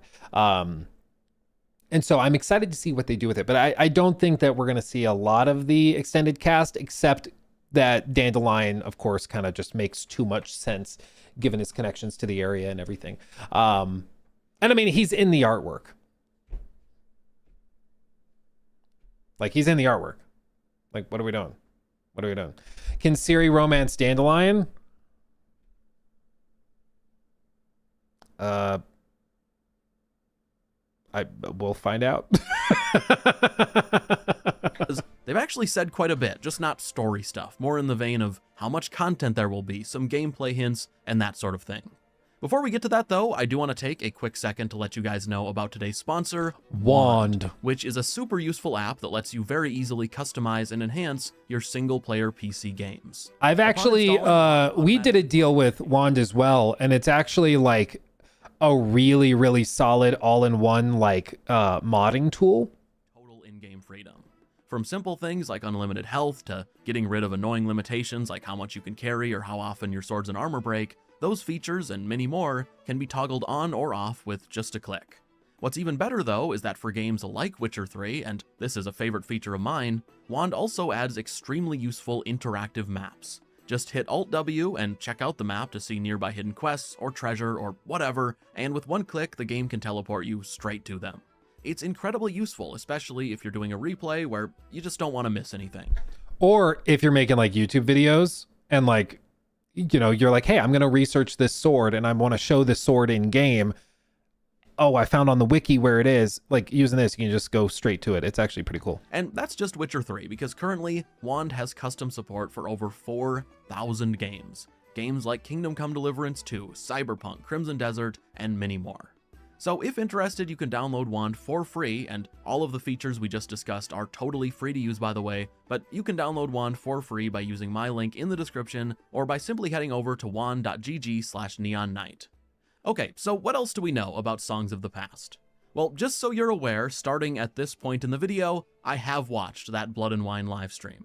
Everything before this was written and recorded before that happened, other than my little interruption, which I bring up because, well, during that Blood and Wine livestream, one of the other things CDPR confirmed was that Songs of the Past will be similar in size to Blood and Wine. How big the Songs of the Past? Okay, so Songs of the Past will be aligned with what you're familiar with Blood and Wine, and what you've come to experience and expect from us when we do our expansions.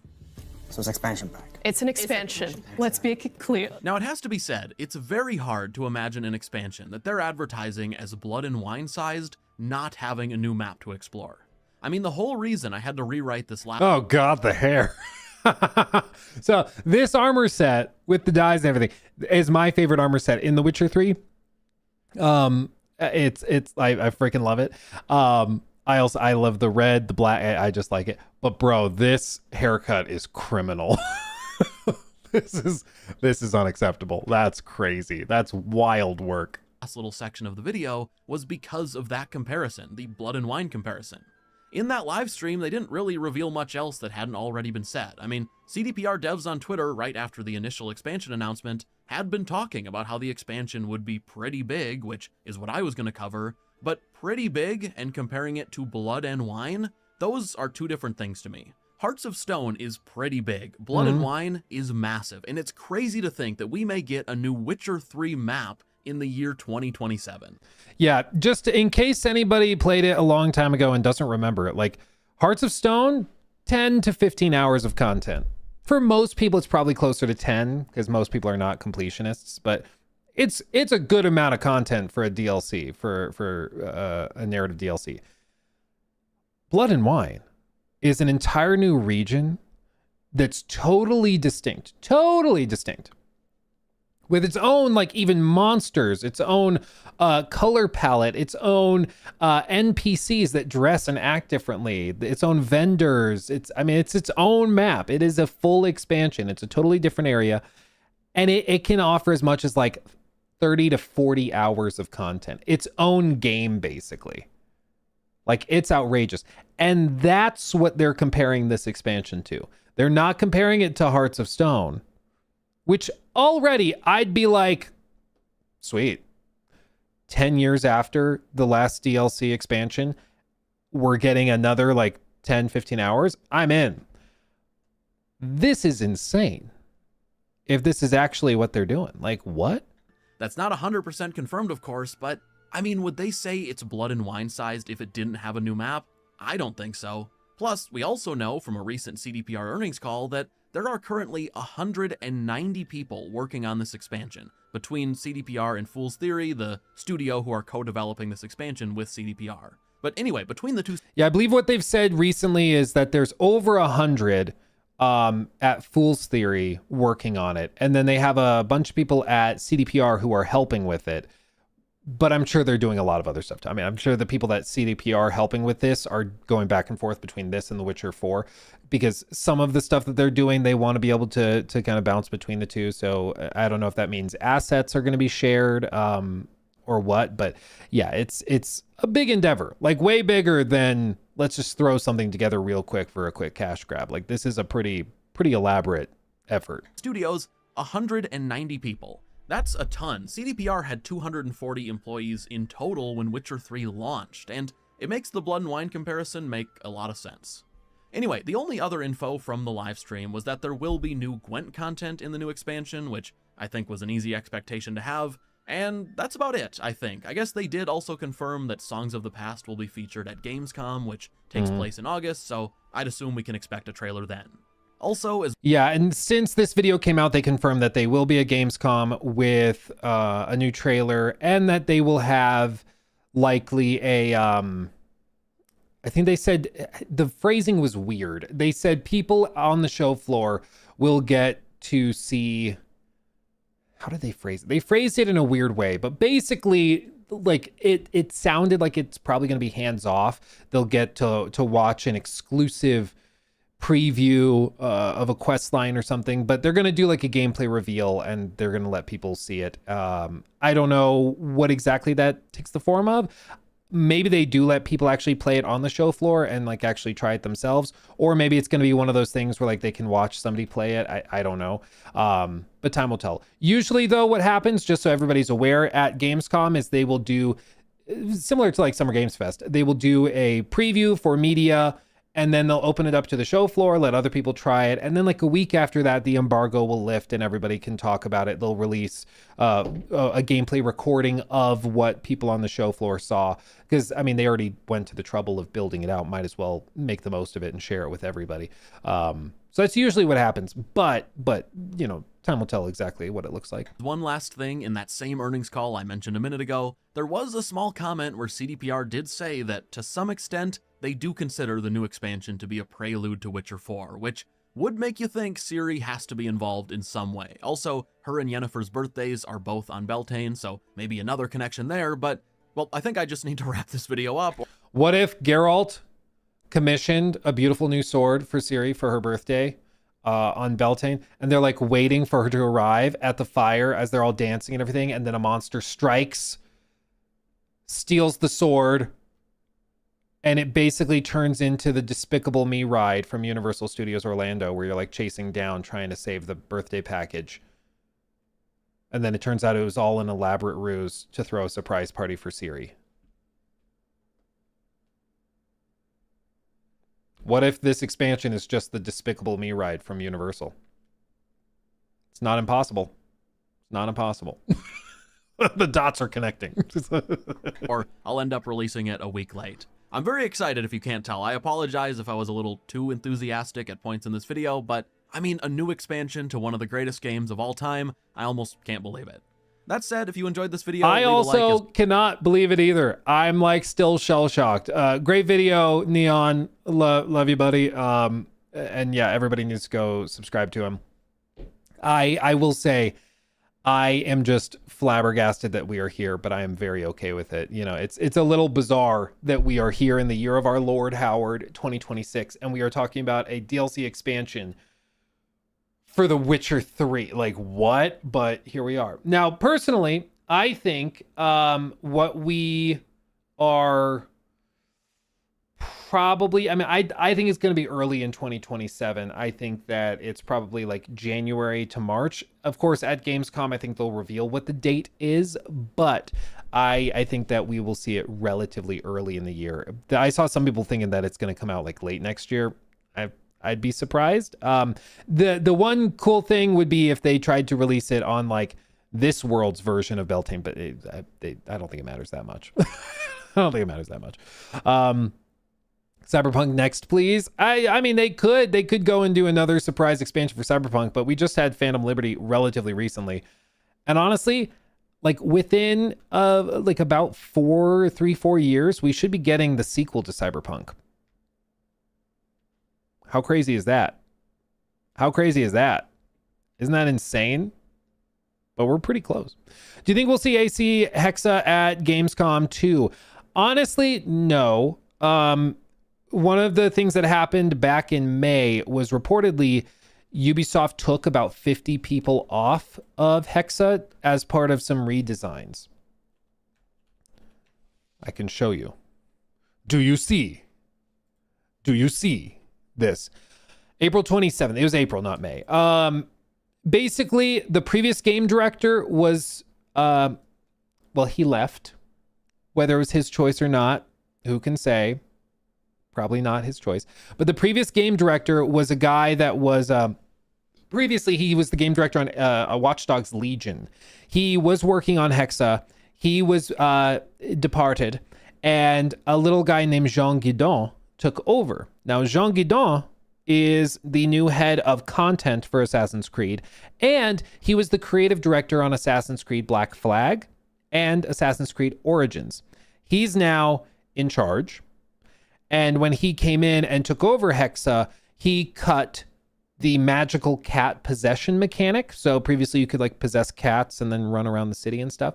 He cut that and apparently cut like the pure magic stuff. So previously, probably the player character could like use fireballs and like literally just do magic. He cut that, and so now it's like chemistry. So now like you combine these ingredients to make a fireball, and the people around you think it's magic and think you're a witch, but it's actually just like a smoke bomb and stuff.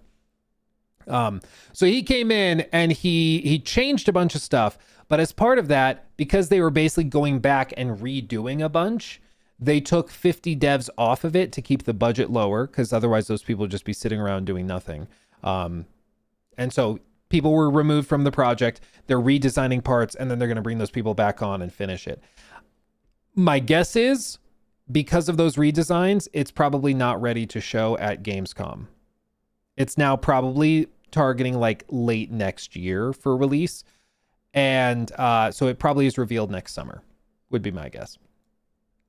Just my guess, my suspicion.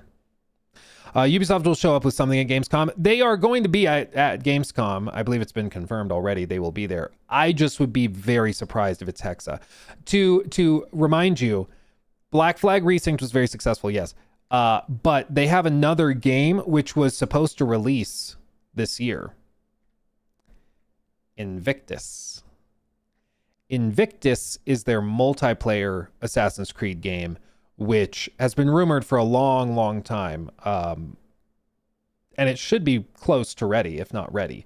So I think it's way more likely that we see the multiplayer game rather than we see Hexa. Because the multiplayer game, as far as I know, like the leaks have suggested that it's like making good progress and it's pretty much good to go. And the last we heard, it was targeting this year.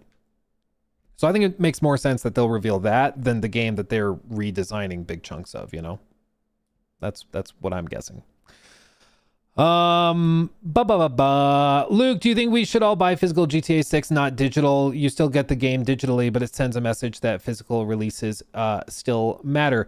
Well, I think that sounds cool to begin with, not just because like it sends the message, but also because like GTA 6 is going to be a big game. And within a year and a half, physical media will just not really be a thing, it seems. So it'll be like one of the last major releases on a physical, like with physical box. Like physical boxes, like game cases, are about to become like an antique thing. People will see this and like the next generation is gonna be like, you used to buy games in boxes? What? It's like when you show a young person a CD. Like, yeah, we used to listen to music on these things. They were called compact discs. It's like, what do you mean? You bought your music? You didn't just play it off of Spotify? No, we would put a disc inside this little magic slot, and the slot would then take the disc, and it would play the music that was stored on top of the disc, and it was amazing. Well, that sounds fantastic, Grandpappy. That sounds amazing. Why did people stop? Well, because people wanted to be able to just not have to carry this thing around. Because to be fair, if someone scratched the disc, it would not work anymore. And then your older brother would insist that you could fix the disc that was scratched by rubbing toothpaste in it, which he saw in a YouTube video. If you rub toothpaste in the cracks, it would somehow magically fix it. But he didn't pay attention to the YouTube video and rubbed in that glittery toothpaste that had the sparkles in it. And it made it way, way worse and caused your console to stop working for a while.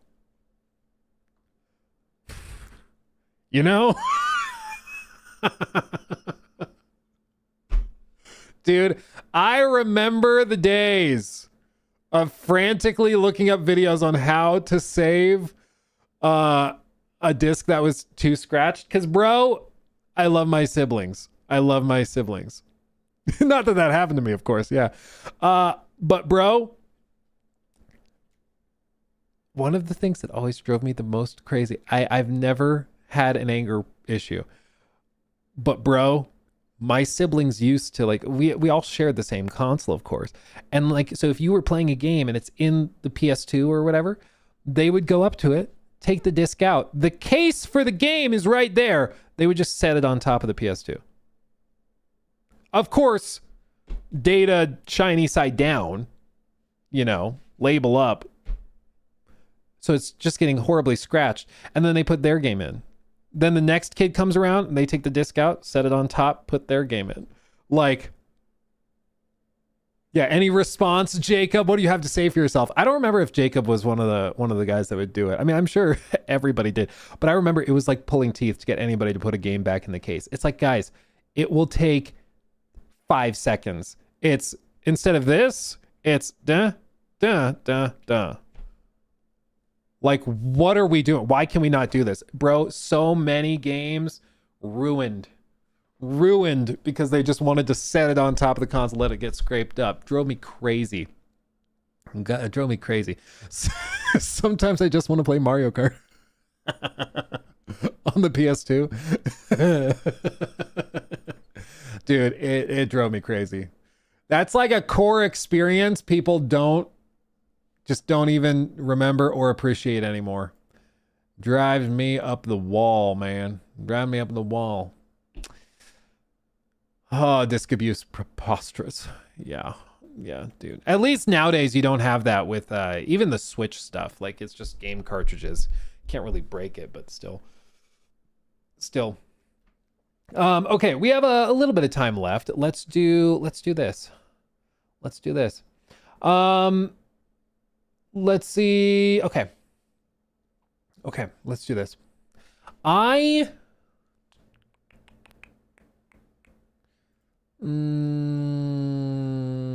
Let's do this. I'll do. Okay. Let's look at this one. New segment. It's a segment that is new and it's here for you. Here we go, ladies and gents. Here we go. So, in the lead up to GTA 6, naturally, there's a lot of discourse around whether people are being unreasonable with certain expectations, what Rockstar's previous behavior has been, because often people think that the best indication of future behavior is past behavior. The best indication of what we can expect from X, Y, and Z is to look at the letters that came before, right? And in the case of GTA 6, there is one game that we can look at specifically, which is Red Dead 2. And there's two little things I just want to look at briefly to discuss this. Number one is comparing the trailers of previous Rockstar games to what we ended up getting, because there's a lot of claims that, like, GTA 6 is going to, for example, massively downgrade visuals and stuff in the run-up to launch, which is a serious claim. And from certain studios, I think that that is a fair concern to have, because they have a track record of doing that. But it raises the question, like, is Rockstar like typically guilty of that? Do they tend to do this? Because obviously these trailers look really, really good. What are the odds it looks this good at launch? So what do? Well, we can look at Red Dead Redemption 2 trailers and compare what that looked like in the trailers versus the final version. See what they had to do there. Do they have a sort of company culture or history of over-promising and under-delivering? So we can look at the trailer comparisons and see that, because this looks obviously really good. Beyond that, we also can look at the leaks and the leaked information from Red Dead 2 and look at the leaks and information we have around GTA 6. Now, before we go through these, obvious thing probably doesn't need to be said, but I'll say it anyways. GTA 6 is kind of a special case because, for one, it is the biggest and highest budget entertainment thing ever made. Two, it has leaked more than anything Rockstar has ever done. Okay? If somehow you don't know, back in like 21, 22, there were massive leaks where like literally, I don't remember exactly how much it was, but it was like over 50 minutes of gameplay clips, in development footage of actual code and the engine being clipped and stuff. Because basically people got into like Slack channels for employees at Rockstar and got access to all of the media. Like, you know how you go into like Discord and you can select media in a conversation of DMs and just see all of the video clips you sent? They were able to do that in Slack for the dev team and just download all of those clips. Woof. So it was like clips of, hey, I got this working. This tracker is now working in the quest with the car or whatever. It was like pretty seismic in terms of leaks, okay? So that we know a lot more about GTA 6 than we did about Red Dead 2 at this stage in terms of leaked gameplay, features, stuff like that. The difference is like Red Dead 2, obviously, we now can look back and see the trailers and check all of that out. But I just want to lay those things out flat first. Now, when we look back to start at Red Dead 2's trailer versus release, there's plenty of comparison videos that have been brought up and made. 3 years ago, Brother Faller made this comparison video showcasing some of the trailer footage of Red Dead 2 with the final release. Interestingly enough, you'll notice they did some model swaps and model changes to Arthur Morgan close to launch. I don't know exactly what it is. I think they made his mouth a little smaller, or I'm not exactly sure how to pinpoint it, but he looks weird in the trailer compared to his final version. I like his final version more, but I might just be biased. Okay. Like, to be fair, it might just be that I know the final version better than I know the trailer version. But like model changes doesn't honestly look that different in terms of fidelity. People thought they would cut the mud going unclosed back in 2018. The idea of being thrown onto a muddy piece of ground and then that mud transferring to your clothes, that was seen as like totally unrealistic. It's in the game, even the base like PS4 version. It's in there. It ended up being real. No downgrades really to speak of. If anything, some of the rain effects actually look better in the final version, which is wild. Some of these comparisons, like you can see lighting, like some lighting bits have been changed. Some of the camera angles might have been tweaked a little bit. Texture work even seems improved in this shot versus the trailer. Like trailer actually looks like a lower quality texture on his skin than the launch version, which is fascinating. Like there's a lot of things that have been tweaked, but I actually think it looks improved, which is insane to think that it actually looks better in many of the like gameplay snippets versus the trailers. Now this shot here, this is one where I don't think there actually is a moment where you can find this exact angle, but this is also kind of tricky to compare because at different times of day, different weather conditions, it'll look different. So if there's fog over the map at a certain point, you can get these types of God rays. But if it's a clear day, there's none. Like, so you're just kind of stuck trying to compare it. Like the weather has to match exactly. But that one maybe you could say has been tweaked or downgraded. But on the whole, like really, man, it looks really good. And I think in a lot of cases, it may have even been improved in a lot of ways, which is pretty insane for a game that at the time looked graphically like beyond anybody's imagination. And to see that it was improved is wild. Now, as for GTA 6, I think the other kind of elephant in the room here is that I'm gonna say it. I think this is almost certainly a 30 FPS game. Okay, I think like almost certainly it's a 30 FPS game. So if they want to get it like running at 60 somehow, there's probably going to be graphical degradation in one way or another, as there usually are with performance modes, lower resolutions, stuff like that.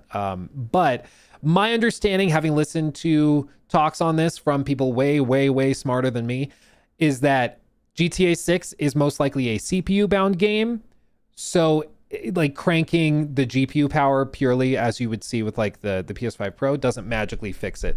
The CPU uplift on the PS5 Pro over the base is like 10% roughly. 10% CPU uplift does not equate to double the frame rate. What they probably are able to do is like have a pro mode, which is what they've alluded to already, saying it plays best on PS5 Pro, right? But my guess is that might just be like an unlocked mode that's more around 40 FPS or something like that. I would be very surprised if this runs at 60. at all at launch. So just be mentally prepared for that. I don't think we see that. They've built the game from the ground up like they did with Red Dead 2 and GTA 5. They built the game from the ground up targeting 30, it seems. And that even some of the interviews that have been done by like Kiwi Talks with former engineers from Rockstar, those engineers have said like 60 is going to be tough. Like 60 is going to be tough. They might be able to unlock it, and it sits around 40 most of the time. If you got like a VRR display, that'll be better than 30, but like hitting 60 is going to be real tough. Now, as for the leaks comparison, there is a YouTuber. We've looked at some of his stuff before, and he does great work. I recommend you go subscribe to him. His name is Jetro. He is one of the good ones. Okay, there's a lot of channels that do GTA 6 and like Rockstar content. I'm just gonna be real. Like a lot of them are kind of sloppish. Like a lot of them just are. You know, they just come out and they do really crappy stuff. Like, I'm just gonna be real. A lot of them do.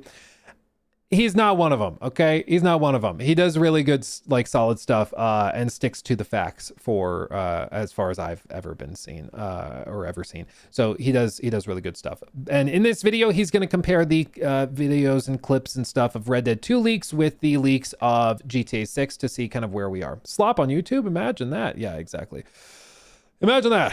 Oh, yeah. It's and GTA specifically, it is really bad. It's really bad. There are so many channels that just will make stuff up and like have AI write their scripts for them. And they'll do the thing where it's like, you know, the classic staples of like AI scripts. Once you hear it, you can't unhear it. And you'll see a lot of YouTubers doing it where it's like, but GTA 6 wasn't just a game to rule all games.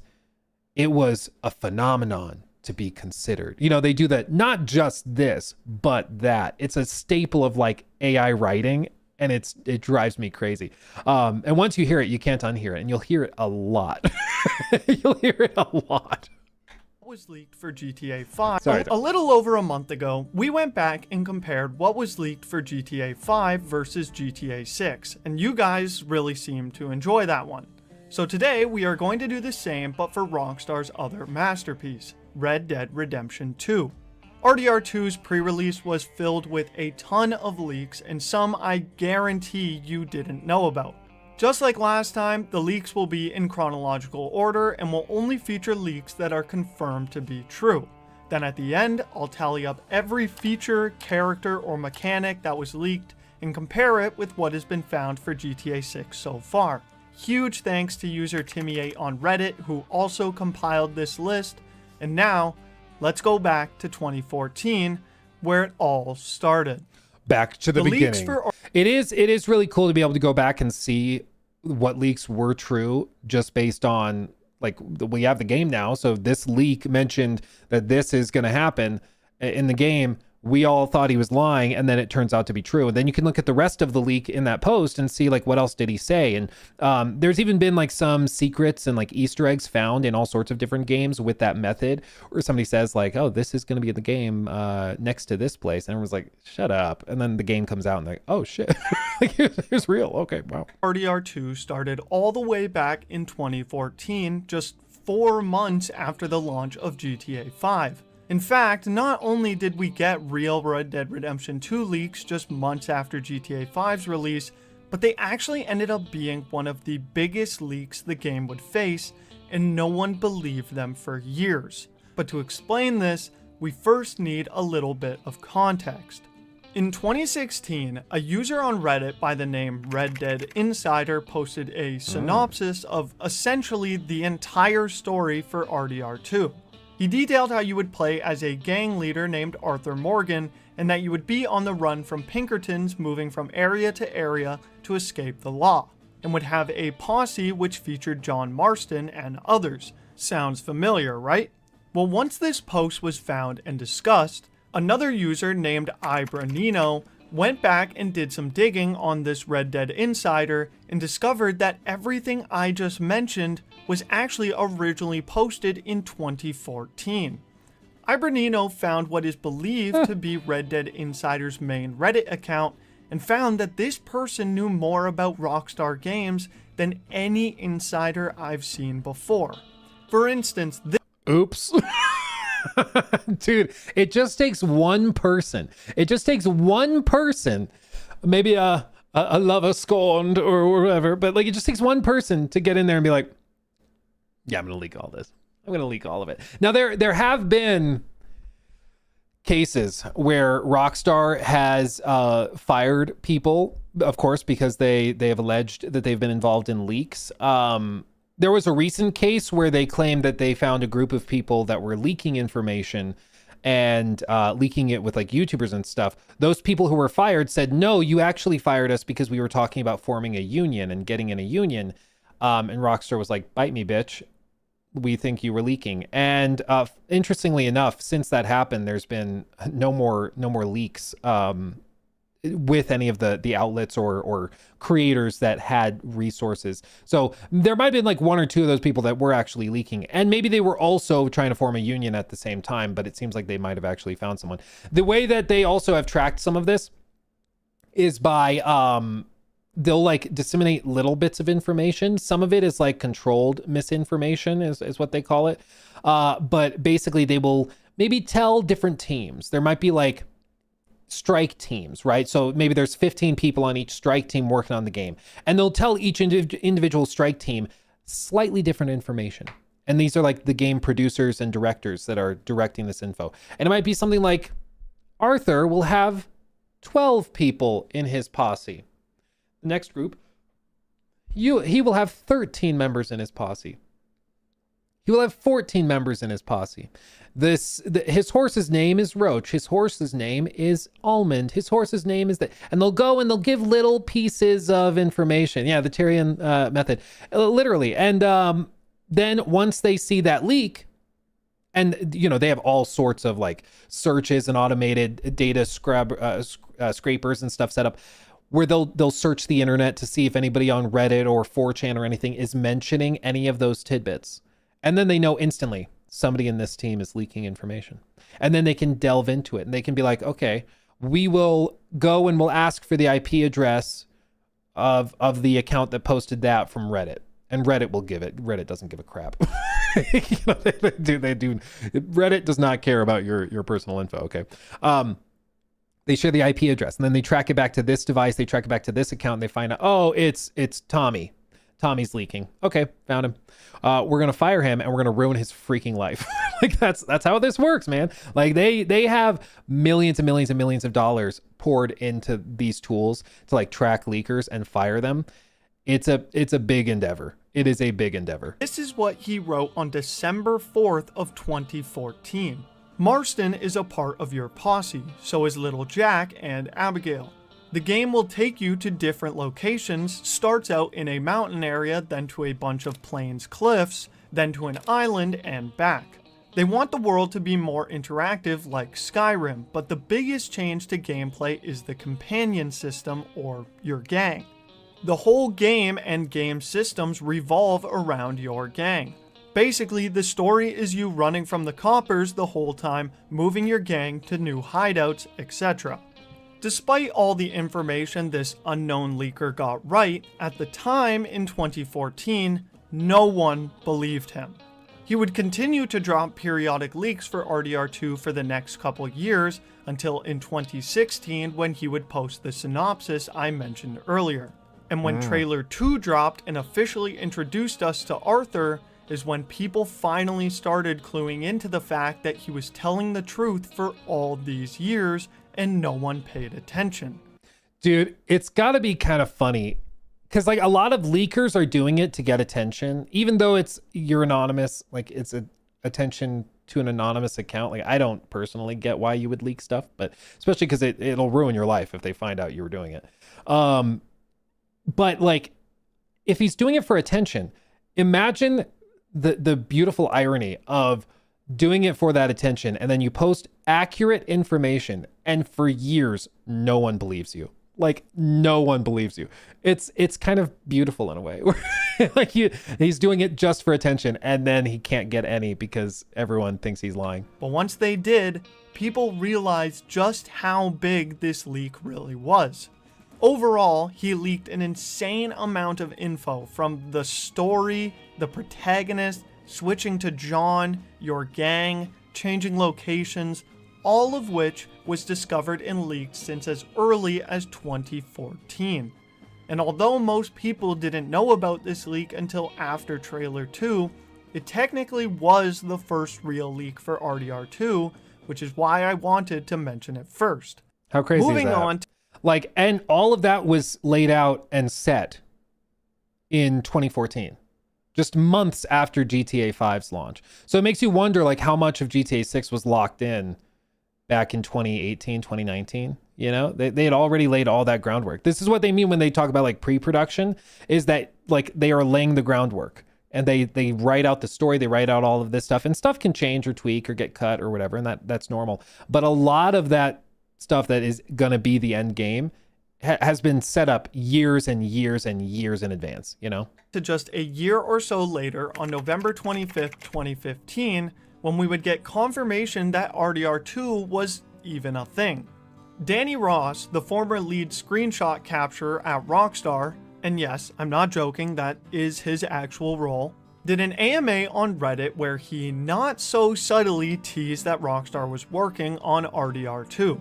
Someone during this AMA asked Danny, what does Rockstar have on deck? To which Danny replied, really, dumbass, really, 2.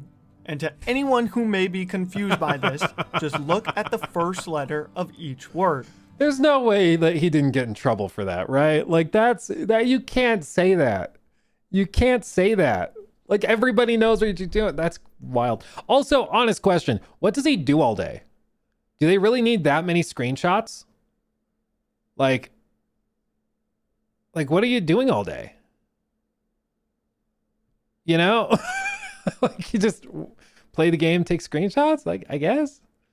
RDR2. This was pretty much the first word we had gotten from someone who was, or at least used to be, a part of Rockstar, and people didn't see much reason to deny its legitimacy. Not much of game leaks from this one, but still important nonetheless. After the AMA, nothing new would come up until 5 months later, when the leaks would come back. We had somebody start spamming in chat. Sorry. And people didn't see much reason to deny its legitimacy. A first word we had got, and leaks from the nothing. Where'd it go? Two. Okay. This was pretty much the first word we had gotten from someone who was, or at least used to be, a part of Rockstar, and people didn't see much reason to deny its legitimacy. Not much of game leaks from this one, but still important nonetheless. Well, I mean, everybody knew that that's what was next. I mean, it's just, I remember it wasn't even like surprising that they were working on Red Dead 2. It was like, yeah, no, I mean, yeah. There were some people that thought maybe they were going to go and do Agent. Like Agent was the spy game that was rumored for a long time that they announced and never made. Now we know it just died. They couldn't get it working, and so they abandoned it. But yeah, I remember it wasn't that surprising. So it's funny that it was like this big moment. After the AMA, nothing new would come up until 5 months later, when the leaks would come back in a big way. On April 13th, 2016, a user on NeoGAF by the name Midion would post a leak of the entire map of RDR2 over 2 years before the game would actually launch. Using hindsight, we know that this is the RDR2 map, even if there are some differences here and there. But in 2016, no one believed this to be real, and they had good reason. The first reason is that on the map where Saint Denis is supposed to be, it instead says New Bordeaux, which was the location for Mafia 3. And the second reason is the amount of water. In the original Red Dead Redemption, you weren't allowed to swim as a way for Rockstar to keep the player within the world borders, so people assumed it would be the same for Red Dead Redemption 2. And with the amount of water visible on the map, it definitely had people skeptical. Water visible on the map, half of the map is water. In a game where you can't swim, they better get their shit together, let you jump in the water this time around. Wow. Definitely had people skeptical. Map leaks are also by far the most faked type of leak that people will post. Yeah. And mix that with the poster not giving away his source, almost everyone wrote this off as just another fake. And in fact, it wouldn't be until the game actually released that people realized they had already seen it before. Just a month after the map was leaked, we would finally get our first leaked screenshot of RDR2. Although the post is deleted now, on May 29, 2016, a Redditor posted this screenshot to r/Red Dead Redemption, which he supposedly got from a Rockstar artist who messed up the permissions of the art when posted, meaning anyone could view it. Oops!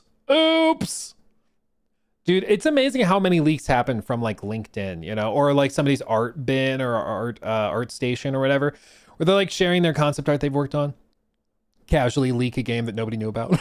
Many people didn't know whether to think this was from RDR2 or from a Red Dead remaster, but with some insane detective work, people eventually came to the conclusion that it was indeed RDR2.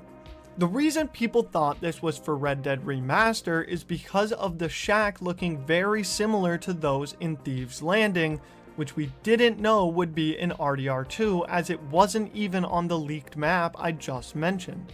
However, after a user pointed out that the screenshot used chromatic aberration, which is an effect used in game design to simulate a cinematic feel by blurring object edges and creating colorful glows, which wasn't featured in the original Red Dead Redemption.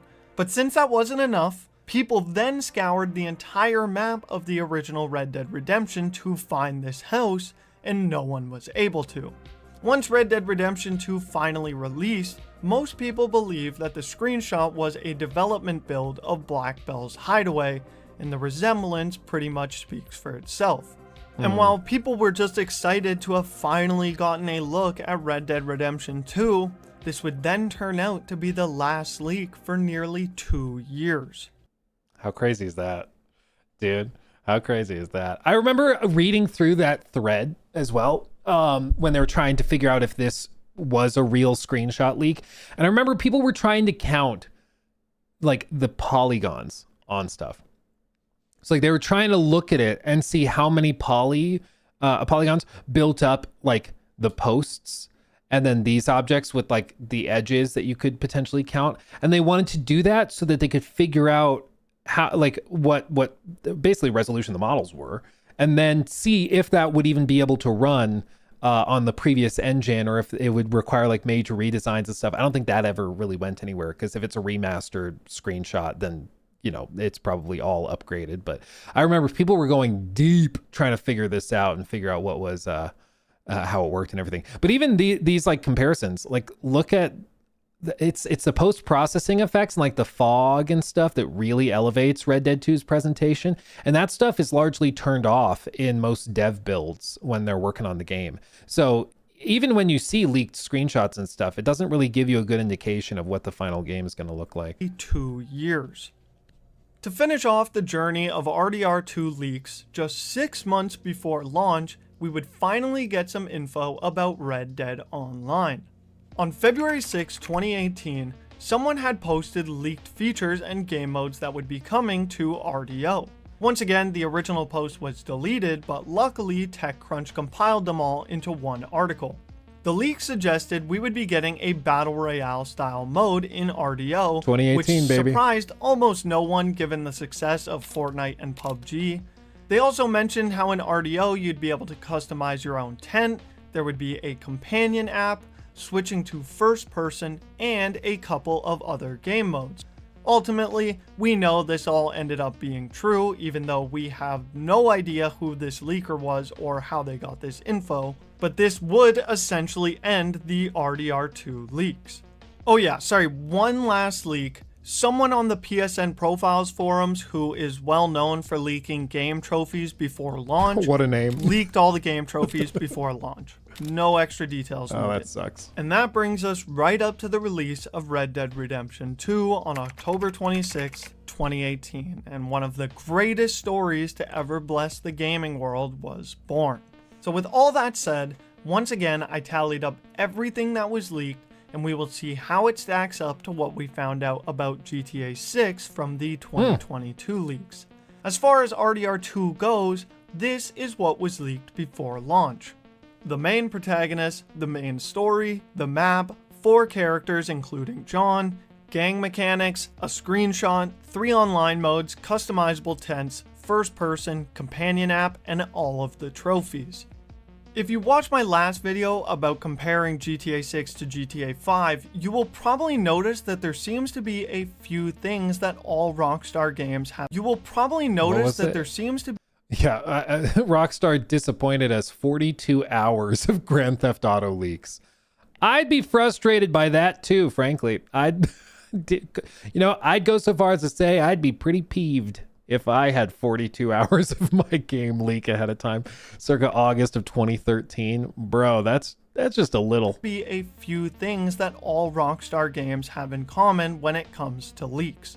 One is the protagonist. That always seems to leak. I don't know how, but it happens every time, as well as the map and the story. Both of Rockstar's latest titles seem to have their stories leaked one way or another, and that somewhat worries me since we haven't had that yet for GTA 6. But now, to compare all of those RDR2 leaks with the 2022 leaks, this is everything that has leaked so far for GTA 6. I do think to a certain extent, and this is my conspiracy theory, conspiracy theory hat, tinfoil hat on. I think if Rockstar were being really brilliant, they would flood the market with a lot of fake leaks. Like they would go and they'd hire a marketing agency or a PR agency to make a bunch of anonymous accounts and just leak a bunch of stuff that sounds like it could be true, but it's just total nonsense.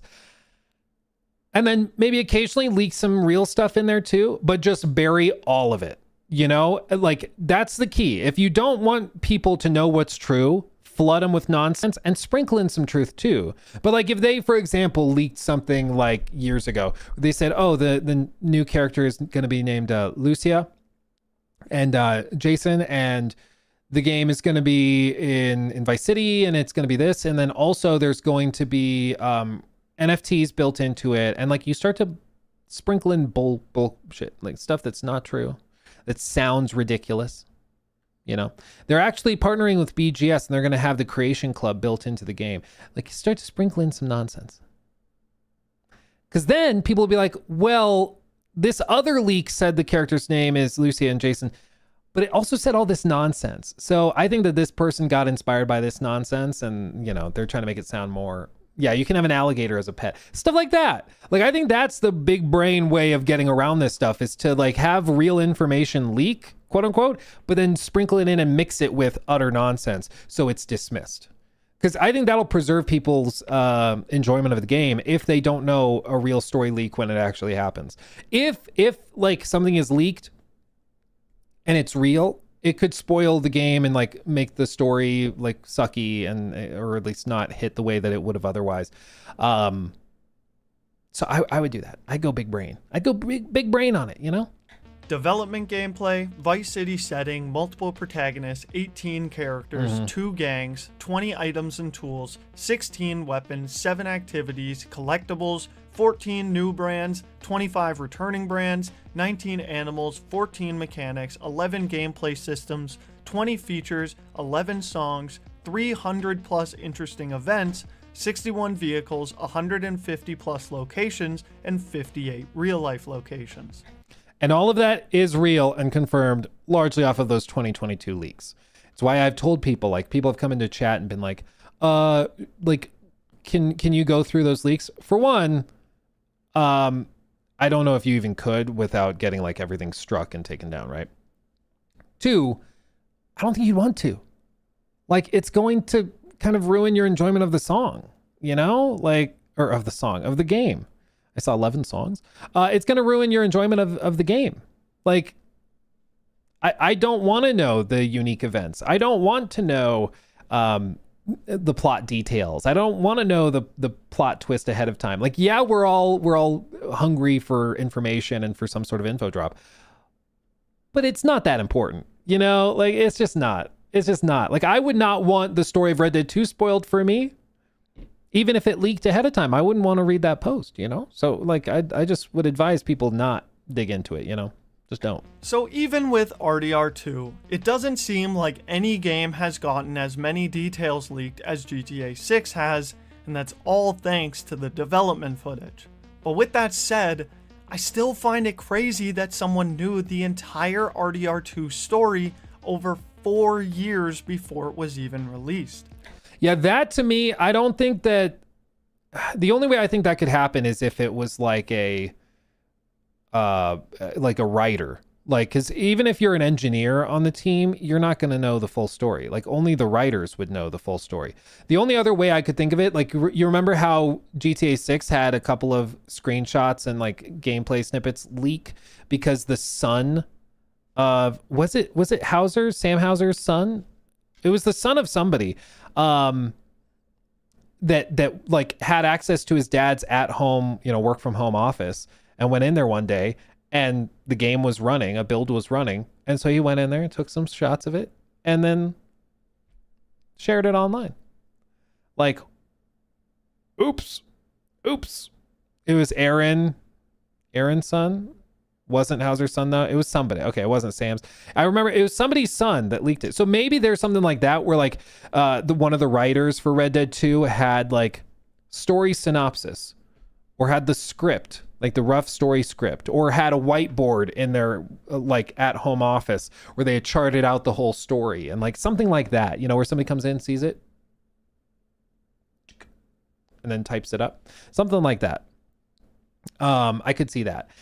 But it's a pretty seismic and important one. What's more amazing to me though, and like this is what's really kind of insane, is like, think of having to keep something secret just in general. One of the most hotly anticipated and watched things on the internet, okay, which is Red Dead Redemption, or which is GTA 6. And then you remember that Rockstar has something insane like 7,000 people working on this. Maybe not 7, maybe like 5,000 when you consider everybody at Rockstar India. Like they have 1,700 people at Rockstar India alone. And they don't have more leaks. Just think about that. That's insane. That's wild. But a lot of these companies, I've been to some of them for like studio tours and like media events. They'll have you straight up put your phone in a locker and then walk through a metal detector before they let you upstairs. At Bungie, when we went to the marathon preview thing, we had to put our phones in lockers in the lobby and then take an elevator upstairs after walking through metal detectors and stuff to make sure we didn't have a device on us. I would imagine they do the same thing at Rockstar. I imagine, like, even for employees, I wouldn't be surprised if they had you go through like metal detectors and all sorts of stuff. Like, it's wild, but that's what it takes to like keep this stuff from leaking, you know? It's pretty wild. It's pretty wild. Yeah, they also made me wear a collar. I mean, I brought my own, but yeah, they encouraged it. The leash I brought from home, yeah. Anyway, yeah, it is absolutely crazy that 4 years ahead of time the story leaked, though. The fact that so many leaks go either unnoticed or simply get written off because people think there's no way they can be real is absolutely insane, and it may just make you think differently the next time you see a new leak for GTA 6 that everyone thinks is fake. But until that next leak comes, I hope you all enjoyed. Yeah, no, it is kind of amazing how many things, once the game launches, how many things were dismissed because people just didn't take it seriously or thought it sounded too good to be true or whatever. But that's why I tell you guys, like, I think it's really important that you step in and like carefully consider things. But I think it's more important perhaps for Rockstar to not just sit on the sidelines and wait for something to leak. I think the big brain thing is controlled misinformation. Put out real info and mix it with crap, because then nobody knows at that point. You know, you've got the one marble that's worth millions. If you want nobody to find it, you put it in a jar with 1,000 other marbles. Because like if it's delicately placed on a pillow, up in a display case under lock and key, everybody will know that that's the special marble. But if you bury it inside an ocean of 1,000 others that are totally unremarkable, that's the ultimate hiding spot. Tell you what. Anyway, long story short, I think that Rockstar has done a pretty good job, barring the 2022 leaks. They've done a pretty good job of keeping GTA 6 under lock and key. And without those leaks, we would know remarkably very, very, very little about GTA 6. That was just such a catastrophic leak. It's really hard to quantify. Probably the worst one in the history of the games industry. Just like so much content leaked all at once. But they've done a good job of locking it down. You remember, I think it was 1.5 to 2 years ago, they like made breaking news because they had required all of their employees to come back into the office. And so work from home was no more. And people were saying that this was unreasonable, it was inhuman, it was whatever. And it turns out one of the main reasons was to lock down leaks, because they're like, yeah, when you're in the office, we have complete control of like the computer. We can see what's going in and out. We can ask you to put your phone away before, like we can do all of that. But the Last of Us leaks were brutal. The Last of Us leaks were a little different because the Last of Us leaks were, I think, way more damaging than this was, at least in terms of like the immediate narrative around the game. But it was also damaging because like a lot of it was lies. Like there were things leaked, like the final encounter between Ellie and Abby, not the final, but the one in the theater. Things like that. Shots of that were leaked, but then they were paired with false information. Like, and there are people that still reference those leaks claiming that they were real because they don't know any better. They never played the game. They don't care to. Like, there's people that still claim that like Abby is trans because they saw that as part of those leaks. When that happened, it was spread around that like Joel is killed by this character named Abby who's trans and all. And it's like, well, that's just factually untrue. Abby is not. So like already you see that people are taking the leak and then they're adding on other stuff to it and then using that to be mad or pissed about something. And even now, 6 years later, like there's people that regularly comment, like on my big 5-hour critique of the game. There's people that still comment regularly being like, I'm not going to play this. I don't want to play as Abby, whatever. And it's wild. It's wild that still happens. But yeah, those leaks were really, really bad because they spoiled like the big plot point.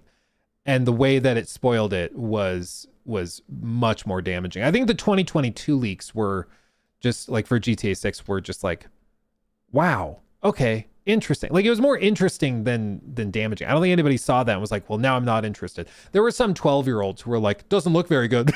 It's like, yeah, because it's development footage. But I think most people understood, like, this is not what the final game is going to look or run like. Like, you know, like, what are we doing? Just imagine work from home games. Yeah, can you imagine? The Insomniac leaks, those were not necessarily, I mean, those were terrible, but those were mainly terrible because they leaked personal information from like the team. It's like I met somebody that worked at Insomniac during that time and, or didn't work. They had like previously worked at Insomniac, left, had been gone for like a year or two, I think, and had their social security number leaked as part of that. Like hadn't worked there in a while. And their social security number, phone number, address, everything gone. Like imagine that. It's horrifying. Horrifying. Working at Ubisoft Montreal, I can add that the Montreal Commerce Chamber has invested millions to add pressure on companies to call back employees. Small businesses were dying out. It's that. It's also like there's lots of pressure from real estate investors and moguls, because if they own office space, and let's say a company previously had 1,000 employees in a high rise, if you do work from home, you need 1/10 the square footage. If you're like, yeah, everybody, you can stay at home 3 or 4 days out of the week, we'll stagger you so we don't need that much office space anymore. So now like the real estate moguls are freaking out because they're like, well, now who's going to fill up our office buildings? So they're putting pressure to also get people working back in the office. Yeah, it's a big thing from many different angles. Lots of different parties want work from home to go away for sure. For sure. Okay. Let's see. Let me make sure I saw this. So Hob, not sure if I missed this, but are we going to talk about God of War news? We did earlier in the stream. Don't you worry. If you're talking about like the Comic-Con stuff, yes, we did talk about that. So don't you worry. We did get to that. Let's see. Xbox also said they're going to celebrate 25 years at Gamescom. They will have live broadcasts featuring interviews, special guests, gameplay reveals, new trailers, and more. Specifically with Call of Duty, Gears of War E-Day, Minecraft Dungeons 2, and more. Okay. Cool. There you go. Let's see. The guy that ruined his life with the GTA 6 leaks and documents is in jail. He is in the guy that did it, that like was the super genius that hacked it from like a hotel room with a Roku stick. Like it was some sort of crazy whiz kid. He had also hacked like Nvidia and a bunch of other companies. He's like an actual super genius, but he is in a mental ward. And the state has basically committed him and won't let him out because he is so, like, he literally said, I'll do it again. Let me out. I'll do it again. And they're like, well, now we can't let you out. But I didn't realize also that he was involved with another group that allegedly was doing stuff like extorting people online. They were collecting information from people and trying to, like, extort them for, like, nudes and stuff, like going to women and then threatening to ruin their life if they didn't send like naked pictures and stuff. Like it went very quickly. Once we dug into it on stream one day, it went very quickly from like, oh, he's like a rebel going after big corporations to like, oh no, screw this guy. Like actually screw this guy. And so I don't have any love lost for him. He had it coming. I get it. He's a super genius and all that. You can acknowledge that, but he's also seems like an evil little sack of shit. Like just seems like it. But who knows where he's at. They're gonna keep him locked up for as long as they can. But yeah, they're indoctrinating him, gonna turn him into an American patriot. Yeah. Bro's an absolute menace in every way. Let him rot. Well, it's really tragic because he's got an amazing gift. I mean, clearly he's a super genius. He's got an amazing gift, but he just is using it in all the worst possible ways. Like, imagine what you could do if he just wanted to be productive. I mean, he'd probably be like giga multimillionaire, billionaire, whatever, owning a cyber security firm. Like, imagine if he could do that. Like, you pay him to go and try to break into your website and then he tells you how to fix it. Like, that could be amazing. And he could make a ton of money, do really well for himself, help keep things safe. But no, he doesn't want to do that. Instead, he wants to extort people and stuff. It's really tragic. What a waste of talent.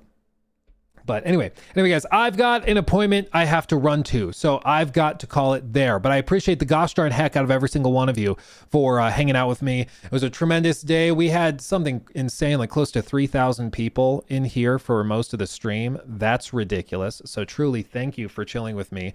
I'm humbled that you guys would chill with me. I truly appreciate it. I will be back on Thursday, most likely. Maybe tomorrow, maybe Thursday. I'll see what the days look like. Glad to hear you're bricked up, my friend. Me too. Have some Taco Bell. It flushes me out every single time. Thanks for chilling with me, guys. Much love. I will see you in the next one. Okay, hugs and kisses. Much love. I'll see you. Mwah.